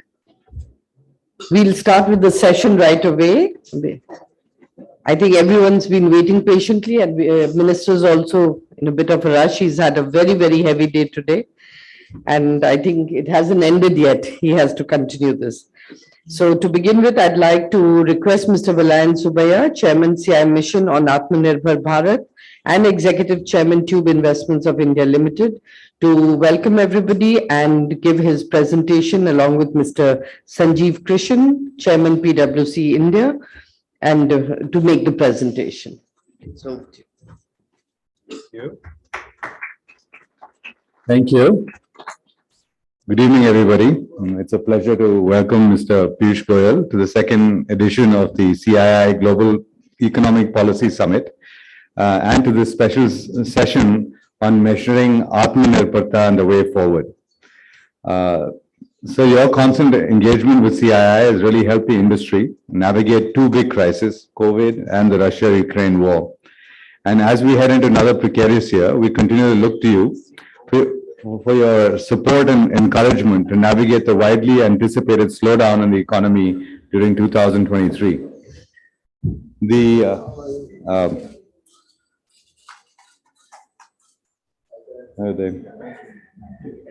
Under your leadership, not only has the government taken up many new initiatives in the domain of trade, investment, and industrial development, but we've also seen India's exports reach an all-time high of USD 675 billion in 2021-22. Further, you've overseen the signing of the fastest ever FTA negotiation globally. You've also been a strong advocate of Atmanirbharta, self-reliance in various sectors, and it is this conviction of yours that has led the Indian industry to confidently tread on this path. To support the Honorable Prime Minister's clarion call for Atmanirbharta to build a self-reliant India in 2020, CII has also been undertaking several initiatives under the aegis of various committees and councils to facilitate policy and realize this vision. Today's session is a culmination of these efforts as we present the Atmanirbharta Index. Given that you've got a fairly kind of tight schedule, so maybe what we will do is we'll love to get kind of you say a few words for the audience here. Yeah, welcome Uday. Kind of Uday, come. Speak from here. Yeah, sure. So I just wanted to give a very warm welcome to Piyush Goyal.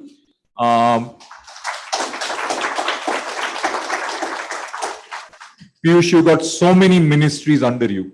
So I wonder which hat of yours you would like to cover. But for me, the ministry which comes from my roots, which is the closest to me and which you are now in charge of, is the textile ministry, which is because our family has had long tradition with cotton and textiles. And it's something which I think you've taken charge with a great amount of passion and rigor. I'm also aware about the huge responsibility on you with commerce and industry with you. And therefore, the question at this point of time is India's, one of the biggest themes which is being discussed at all places is resilience and sustainability of countries through thick and thin. And in that context, India's positioning, the whole question of trade agreements which have been on your mind, we are wanting to get a sense from you. How are you thinking about it?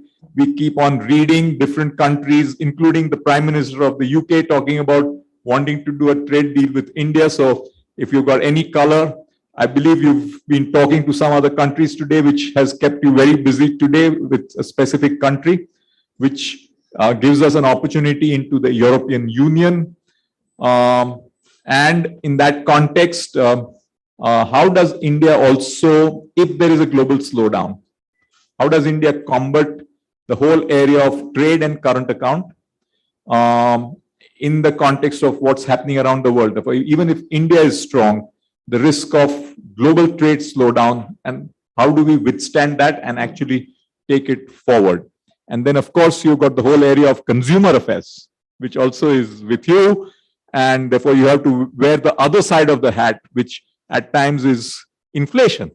So how do you protect consumers from not having the pain of inflation, which has been high? And of course, Indian inflation is much lower than the developed world, which is, at Europe at close to double digit, US at 7.5, 8, and India being lower, but still high from an Indian point of view. Therefore, as you look at your multifaceted ministries, the area of competitiveness, the area of growth, the area of trade agreements, the area of inflation to protect consumers, and through all that, an Atmanirbharta, which we are building on a strong position. India is in a very good relative position today in the world. Therefore, of course, we want to take advantage of it. But I'm sure we are thinking about, in this context, all the good things that can happen to us. But how are we going to manage the risks also in this very, very fragile world which we are getting into 2023. And with that, we are really looking forward to Minister Piyush Goyal to share with us his thoughts at this crucial juncture for India.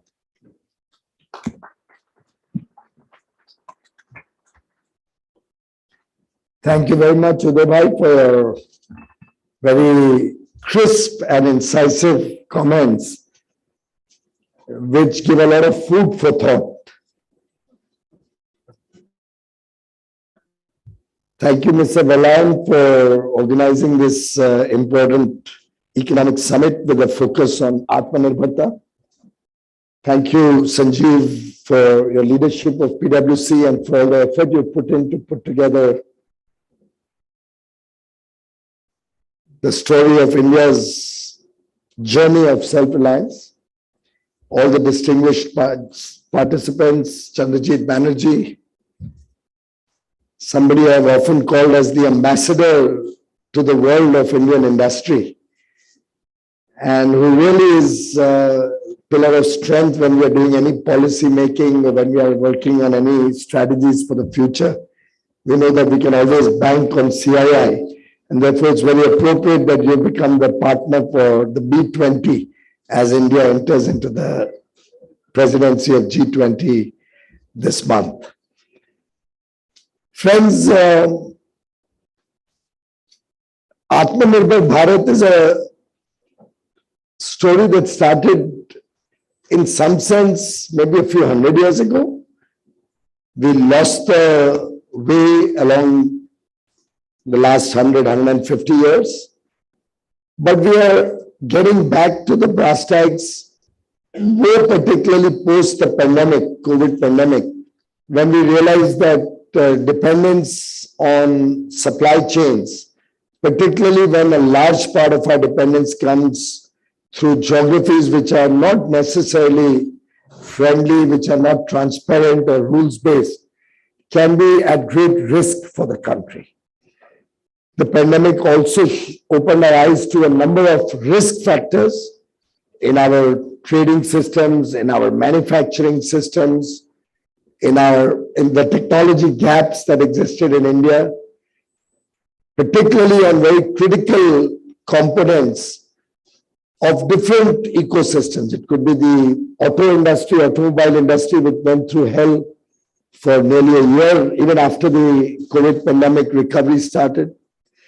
Whether it's our vulnerability on the shipping front to the concentration of shipping power in a few countries and a few hands, whether it's our vulnerability on food grains or edible oils, the entire food chain, particularly pulses and edible oil, and in some respect also on other crops like cotton and rubber.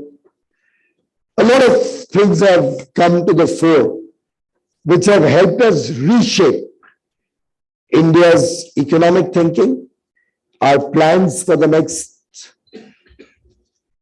decade, 2 decades, and now we are looking at a holistic vision for India at 100, India at 2047, which we will celebrate 25 years from now. I think from a period where we used to set agendas and set policy for short periods of time, sometimes knee-jerk reactions, sometimes a year or two, oftentimes a 5-year plan.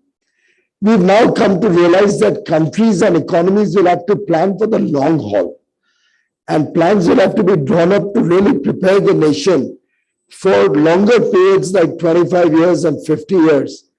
And that is how we'll be able to really get our act together and prepare the nation to meet the needs of a 1.4 billion people and the demands to make India a developed economy require a lot of collective effort of different sectors, different segments of society, which I see happening before my very eyes today when I engage with people of different walks of life. It could be a producer, a manufacturer, it could be a service provider, it could be a small scale or MSME industry, it could be just a trader or a retail store owner.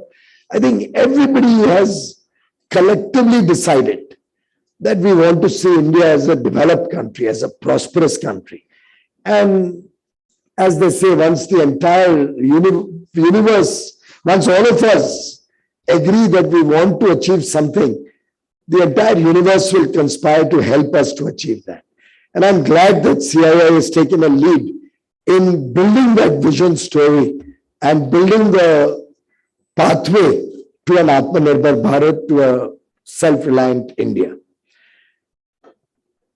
Uday bhai has been a great friend and a person who has always given us very good guidance in the journey of India's economy, India's growth.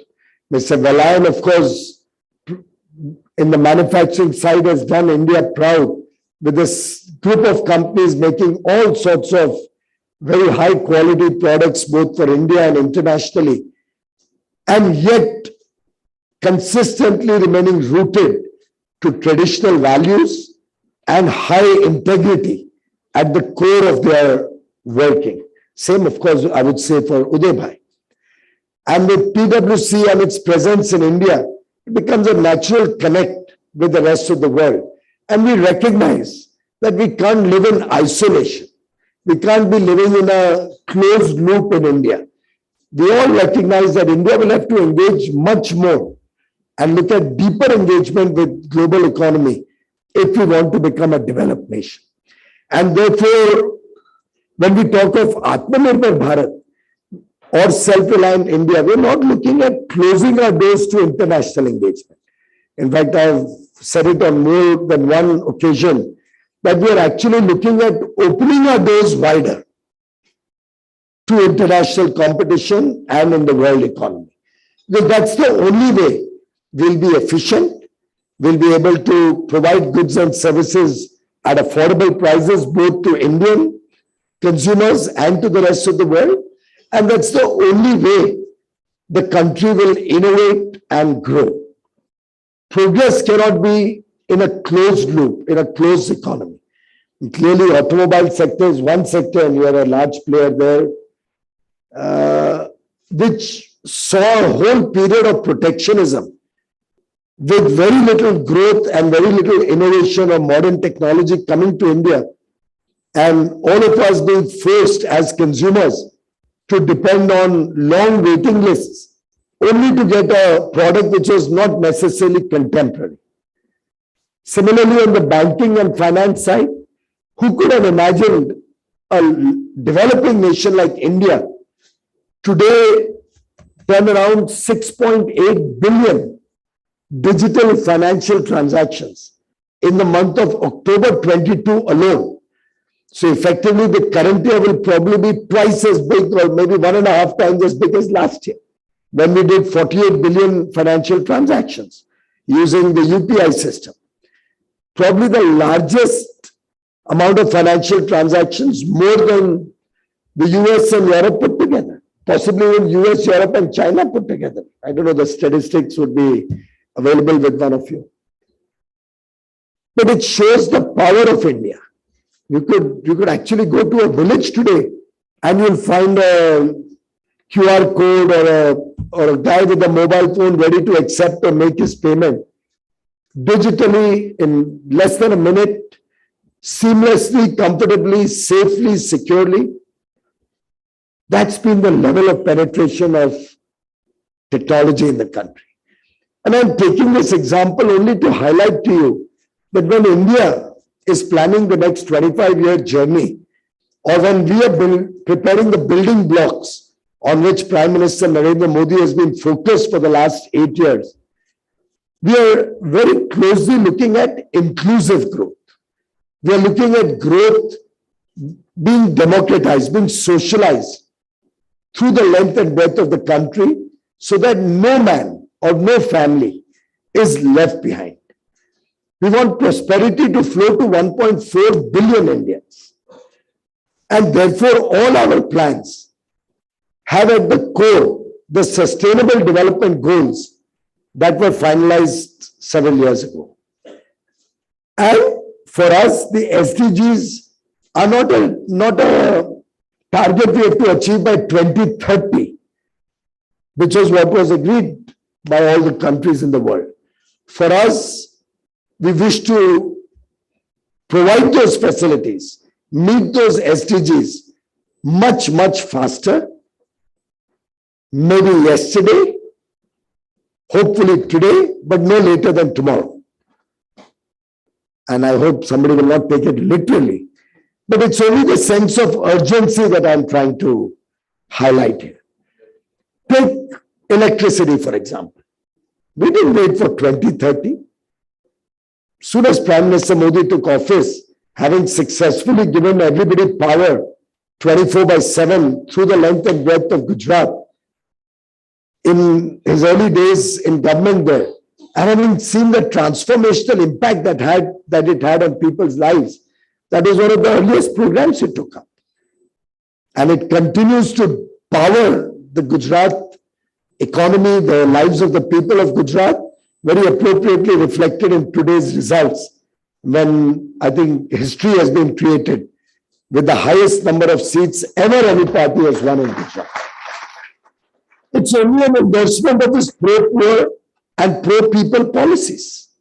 The fact that Prime Minister Modi, whether in Gujarat for the first early part of his administrative years in government, the 12.5 years he spent there, or the 8.5 years he spent in Delhi at the helm of affairs of the country, has been completely focused, literally 24/7, with a single-minded purpose to impact the lives of every person, particularly the marginalized sections of society, those who have been left behind, those who have been discriminated against, those who could not possibly board a train, like maybe one of the other of our family members did 1 or 2 generations back, which has brought us to this privilege that we are all in this room here today. And in that building of the basic blocks, Prime Minister Modi recognizes that it is important to focus on of course, taking prosperity to the people, but good governance is going to be equally important. It's going to be equally important to build sustainable and modern infrastructure in the country.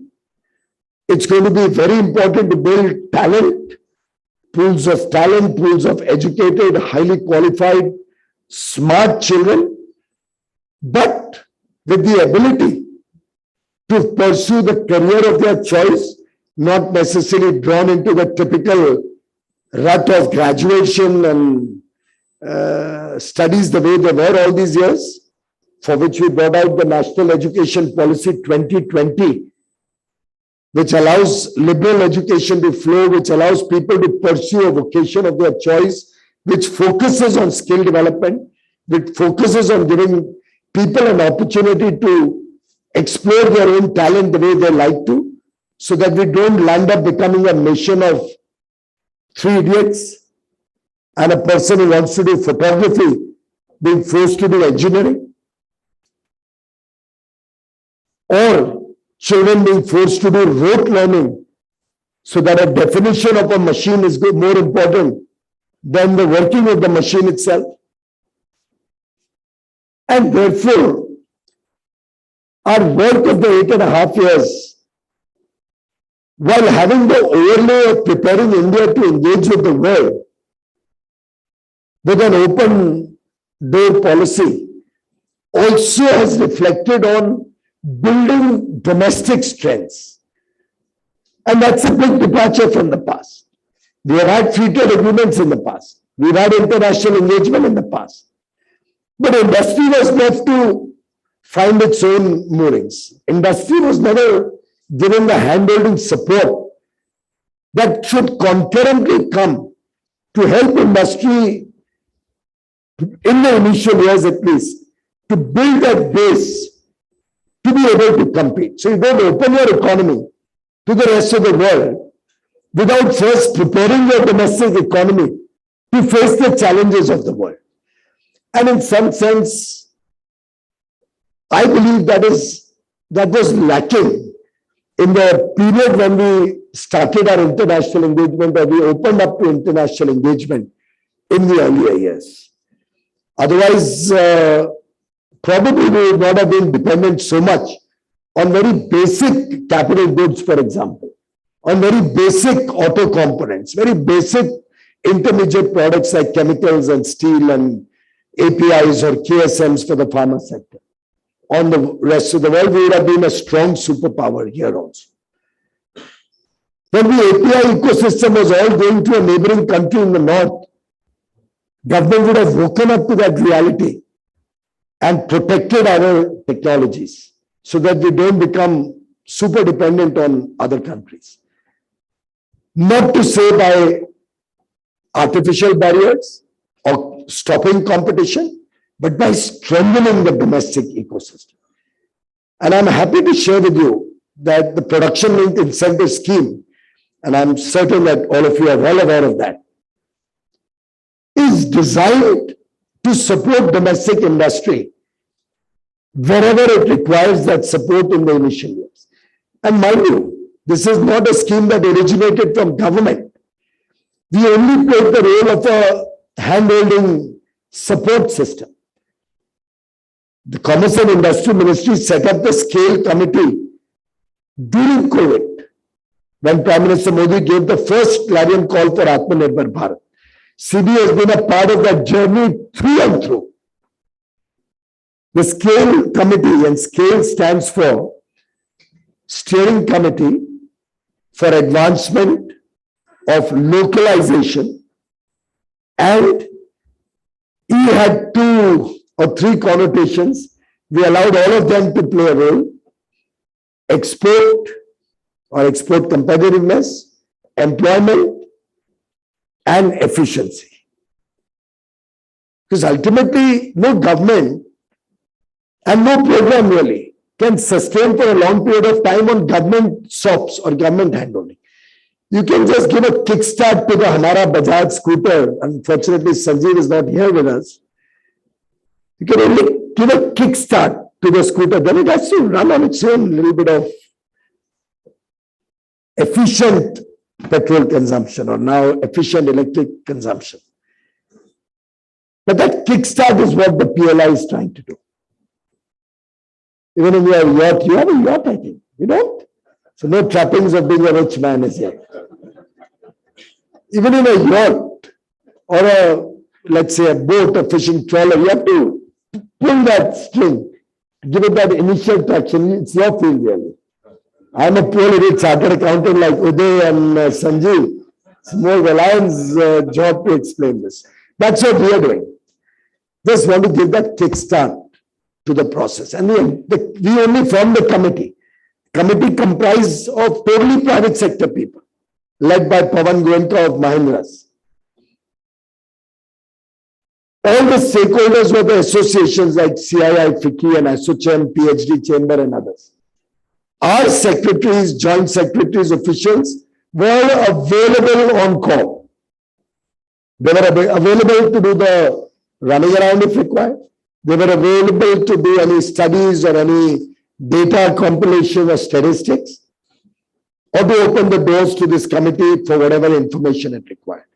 And that's where the PLI scheme germinated. And I must tell you, what a remarkable job the scale committee did. How they dissected sector by sector. First 12 sectors, there are another 12. And I think they're currently working on a few more ideas, which will help us come up with more PLI schemes. Some are already on the way. All of it designed in consultation with industry. In my own experience is that this is one scheme that has found traction and acceptance across the board, across the country. People have welcomed it. We've seen good traction, good investments coming in. There's some mistaken impression that some news reports suggested that the scheme is not going as fast as it was proposed to go, or the investments are not as were slated to be. I think that came out of a misunderstanding where somebody picked up the targets of 5 years hence or 7 years hence, or the targets of investments over the 3-year gestation period at the end date, and saw the current achievement and said, oh, we are very much behind. But it's a whole process. You don't get investments overnight. It takes time to set up a factory, manufacturing unit, and then start building up customer base and production. So when you look at it from the context of the pathway or the journey to implement PLI, we are well on track, and I must compliment Indian industry for the humongous and wonderful work all of you are doing in respect of using PLI to kickstart investments and domestic manufacturing. Udai, you talked about textiles. Must thank your father, Suresh Bhai Kotak, a doyen of the textile industry, who is helping me in my own little efforts to try and rejuvenate the cotton sector. It's a sector where we used to be probably the best in the world once upon a time. And we are left with probably a market share of 3 or 4% of global trade. We are hoping to revitalize that sector. We are working actively to improve productivity right from cotton at the farmers level, where agriculture and we are working together, right up to export. The famous 5 that Prime Minister Modi articulated, farm to fiber to fabric to fashion to foreign. You remember the famous 5 books we used to read, Enid Blyton? Similarly, technical textiles today has 2/3 of the share of global trade in textiles. India was non-existent. Having recognized that, more particularly when COVID hit us, we didn't have any PPE manufacturing in India. All of it was imported, the personal protective equipment. We didn't have rapid testing kits. We could have run short of masks and syringes and all of that. India quickly ramped up. All of you played a huge role. We are the second largest manufacturers of PPEs in the world today. We are exporting it from India. No shortage of any product during COVID, any medical product. All of it thanks to the work that Indian industry did. And now we have a national technical textile mission. It's been working for a few years now, couple of years, 3 years, where we are promoting also innovation, research and development. We have over 200 projects.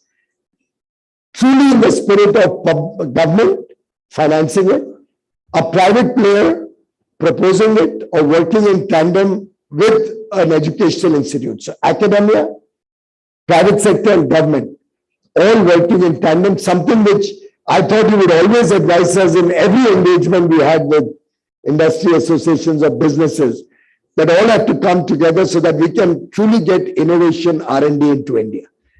We're trying to do that. I have still a lot of budget. May I appeal to those of you and through you to all those interested in technical textiles. We still have huge budgets. Please come up with new proposals, new ideas, areas where we don't have technology in India on technical textiles, geotextiles, machinery required to manufacture technical textiles. We are happy to support any innovation, any research, and it's largely government funded. The private sector supports in terms of the practical utilization and use. The academic institution can help in the research part of it. So I'm just giving you a flavor of how we are thinking. We are literally dissecting global trade and preparing India item by item, product by product, to see how we can engage with the world.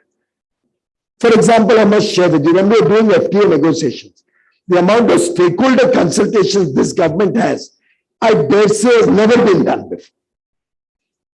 It was consultations with all of you that helped Prime Minister Modi.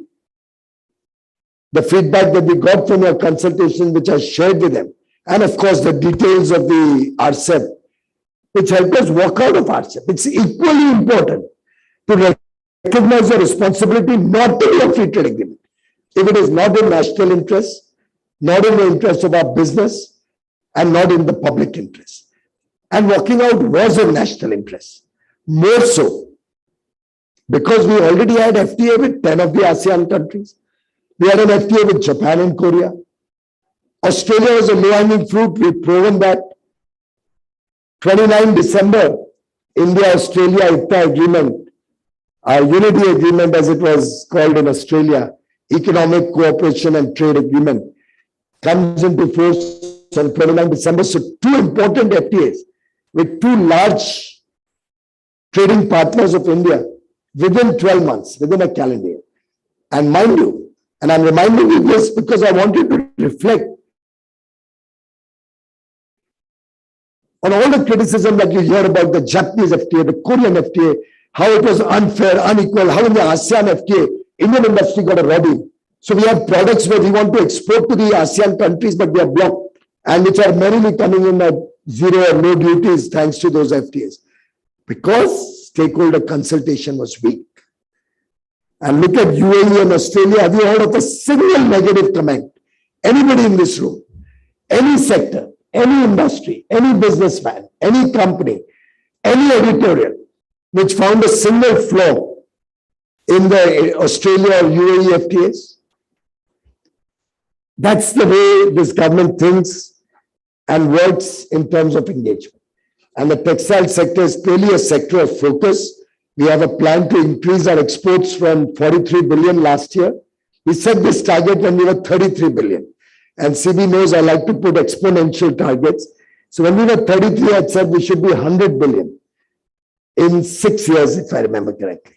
So we are 1 year in at 43. I hope the trend will continue and we reach 100 billion of exports of textiles in 6 years. Similarly, our overall economic value add on textiles is targeted at 250 billion. Same period, doubling it. And I'm confident we will with the support of friends from the textile sector, like your dad. Sustainability is a story where we are far ahead of everybody else in the world. We are amongst the only countries which even reports once in 2 years to the UNFCCC about our achievements. Mind you, we are ahead of target on almost every score. Our density, our GDP, our contribution to pollution as a percentage of our GDP or in relation to our GDP is amongst the lowest in the world. Our per capita emissions are amongst the lowest in the world. And we are continuously improving on that. Our GDP intensity of emissions is reducing faster than what we had committed in Paris. We had committed to be 40% of installed capacity of clean energy by 2030. We are 42% as we speak, 8 years ahead of schedule. And our Prime Minister has put a target of 500 gigawatt, which means you guys need to consume more electricity because the base load or the transmission lines have a limitation to how much clean energy they can take in. So unless you consume 1,000 gigawatts or more, we can't have 500 gigawatt of clean energy. Which means there's an economic imperative on all of us to grow. And just simple maths, simple economic statistics tell me that 25 years from now in this Amrit Kal, we will be a $32 to $35 trillion economy in a business as usual case. Given the foundation that we are creating of a strong economy, the fundamentals of a strong economy, the fact that our focus on infrastructure and logistics costs is so deep, we should actually be aspiring for a $40 trillion plus economy in 2047.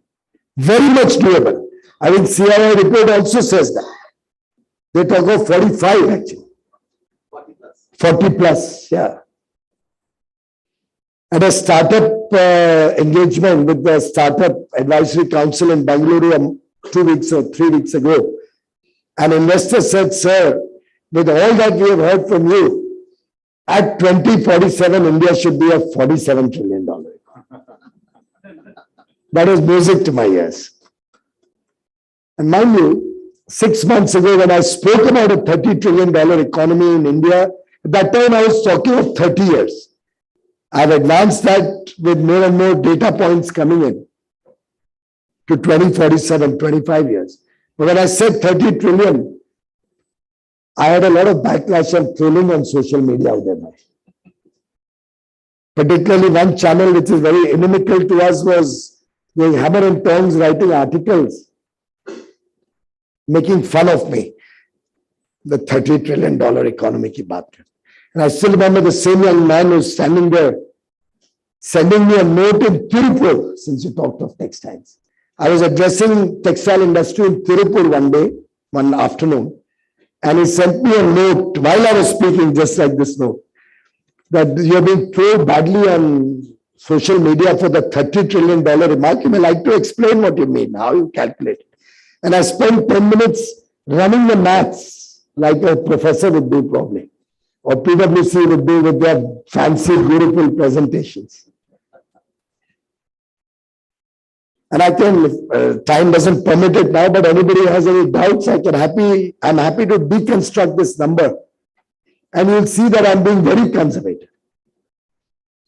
So let's go bold. There is a global slowdown, global trade slowdown. It's not if there is one. It is true that economies which had 1 or 2% inflation are at double digit. And I'm sure many of you track the economy, or if you go buying, shopping anywhere, you remember those days where 10-12% inflation was a given in India. A former Prime Minister of the Grand Old Party is on record to say inflation is good for the country. We want more inflation to grow. Hoping that the people will live in the illusion that our incomes are growing, our economy is growing in nominal terms, not recognizing that people are smart. One of our campaign slogans in 2014 was, "Ye janta samajhdar hai, sab samajhti hai." And in that situation, certainly we'll have a stress. So we can't have the kind of growth story year on year at the same level. But despite that, I suspect a 7% growth in real terms this year is going to happen. And in terms of dollar terms, with a 6% inflation or 6.5%, 7% inflation, even though rupee has depreciated a little inordinately this year, I still believe our dollar term economy will cross 3.5 trillion. And I do believe by 2026, 27, we'll clearly be the third largest economy in the world. Undoubtedly. No power on earth can stop this from happening. Similarly, I recognize that even at 6.8%, we are conscious that we have to control inflation. Reserve Bank is taking their steps, we in government. It's for the first time that both are working in tandem, fiscal and monetary policy. So whether it was recalibrating our import duties, whether it was opening up to imports on products where prices are higher, or stopping export of goods where we needed to conserve domestic production, we've taken proactive measures. And it's evident in the numbers. You saw the October number, CPI fall from 7.4 to 6.8. Hopefully the November number will be even better. And we'll soon get down into the 4 plus minus 2% band. Very, very confident of that. And as Consumer Affairs Minister, I'm also conscious, while on the one hand, inflation, on the other hand, availability of goods and services at affordable prices. So I don't know whether it is by design, but I know that Prime Minister Modi does everything to design.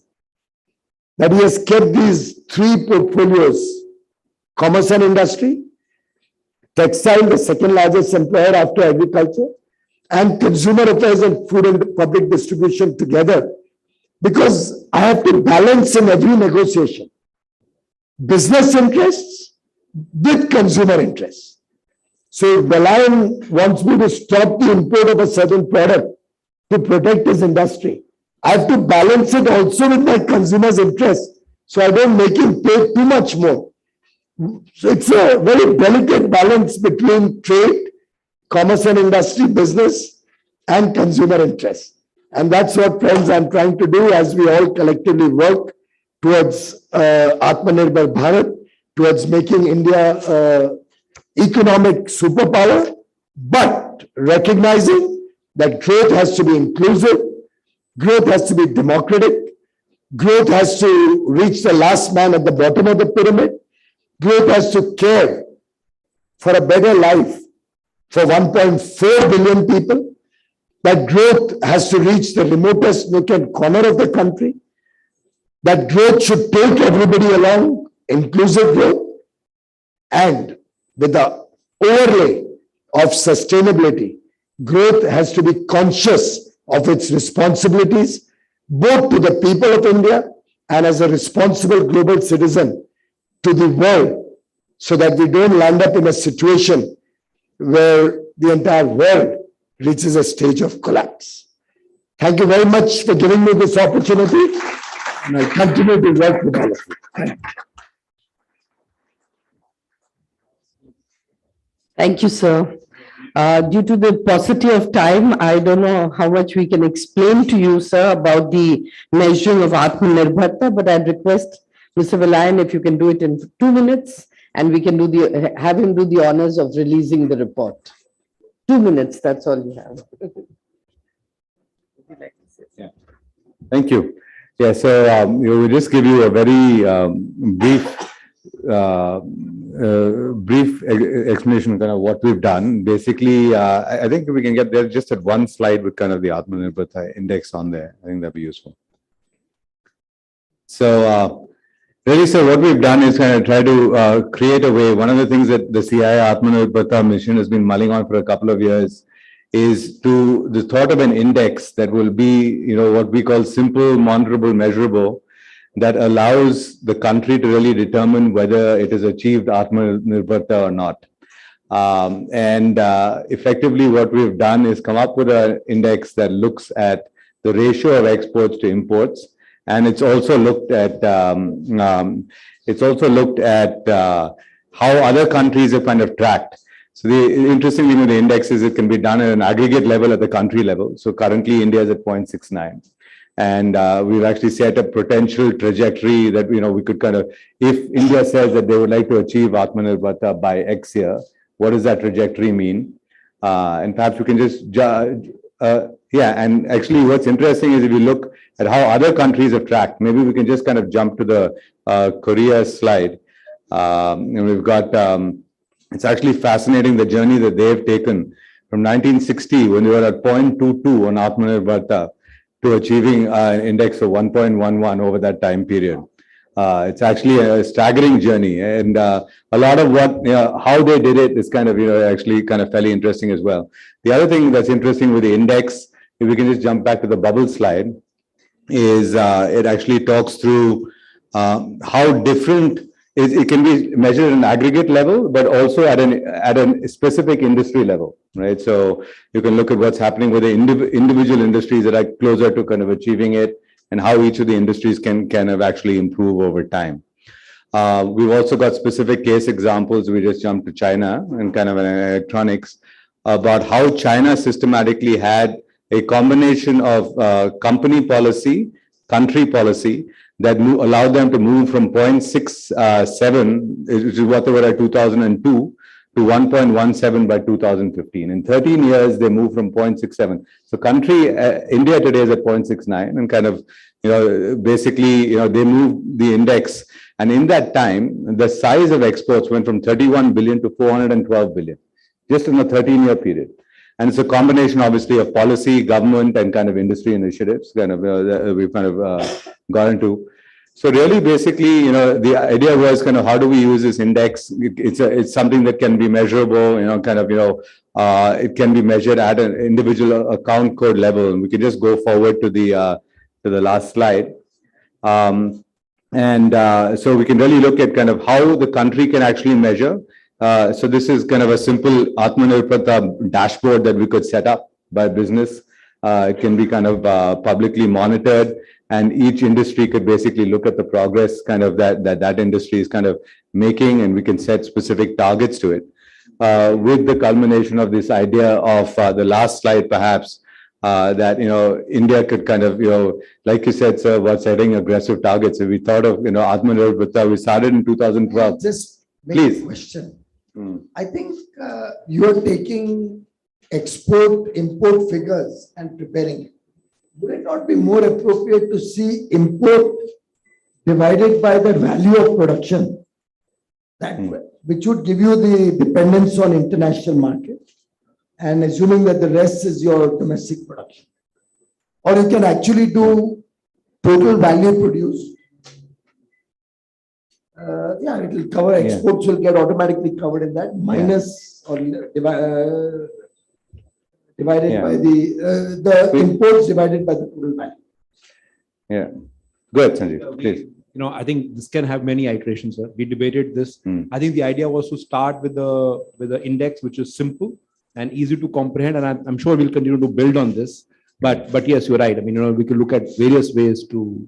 I mean, I continue, but I must say I compliment CII for this initiative because unfortunately, we in India depend only on foreign companies or foreign think tanks or foreign organizations preparing indexes on our data or on our country, bashing us for no rhyme or reason.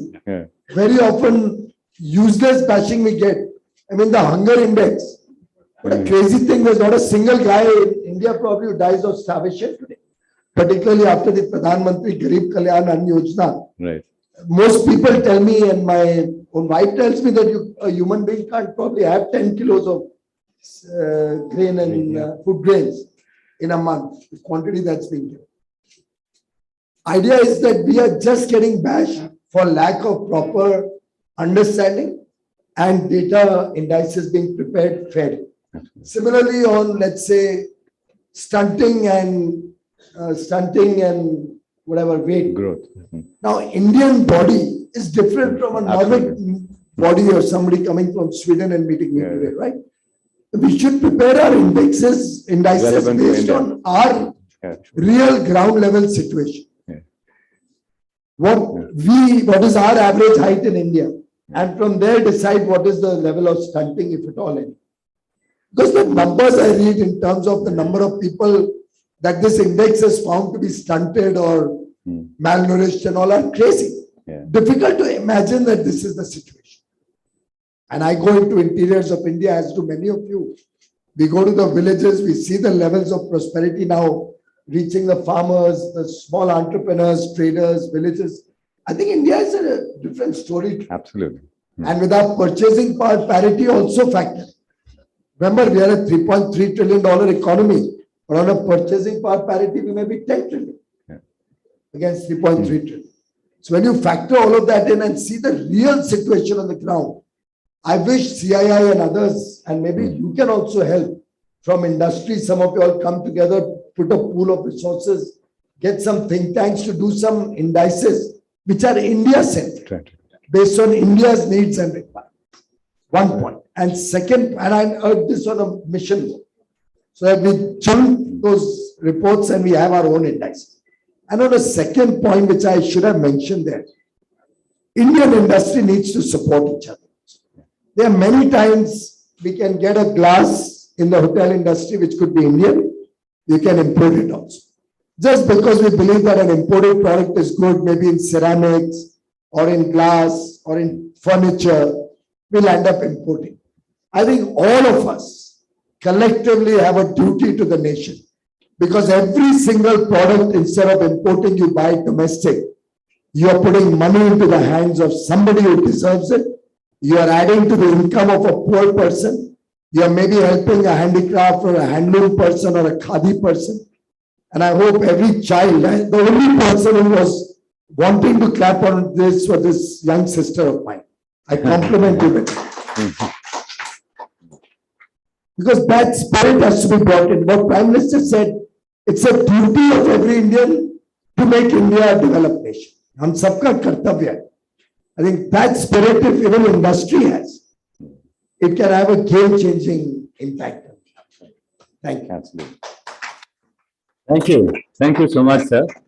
With that, we'd just like you to kind of quickly inaugurate the report. Yeah. And this is the report on the measuring Atmanirbharta done at the CII, and request you to kindly do it.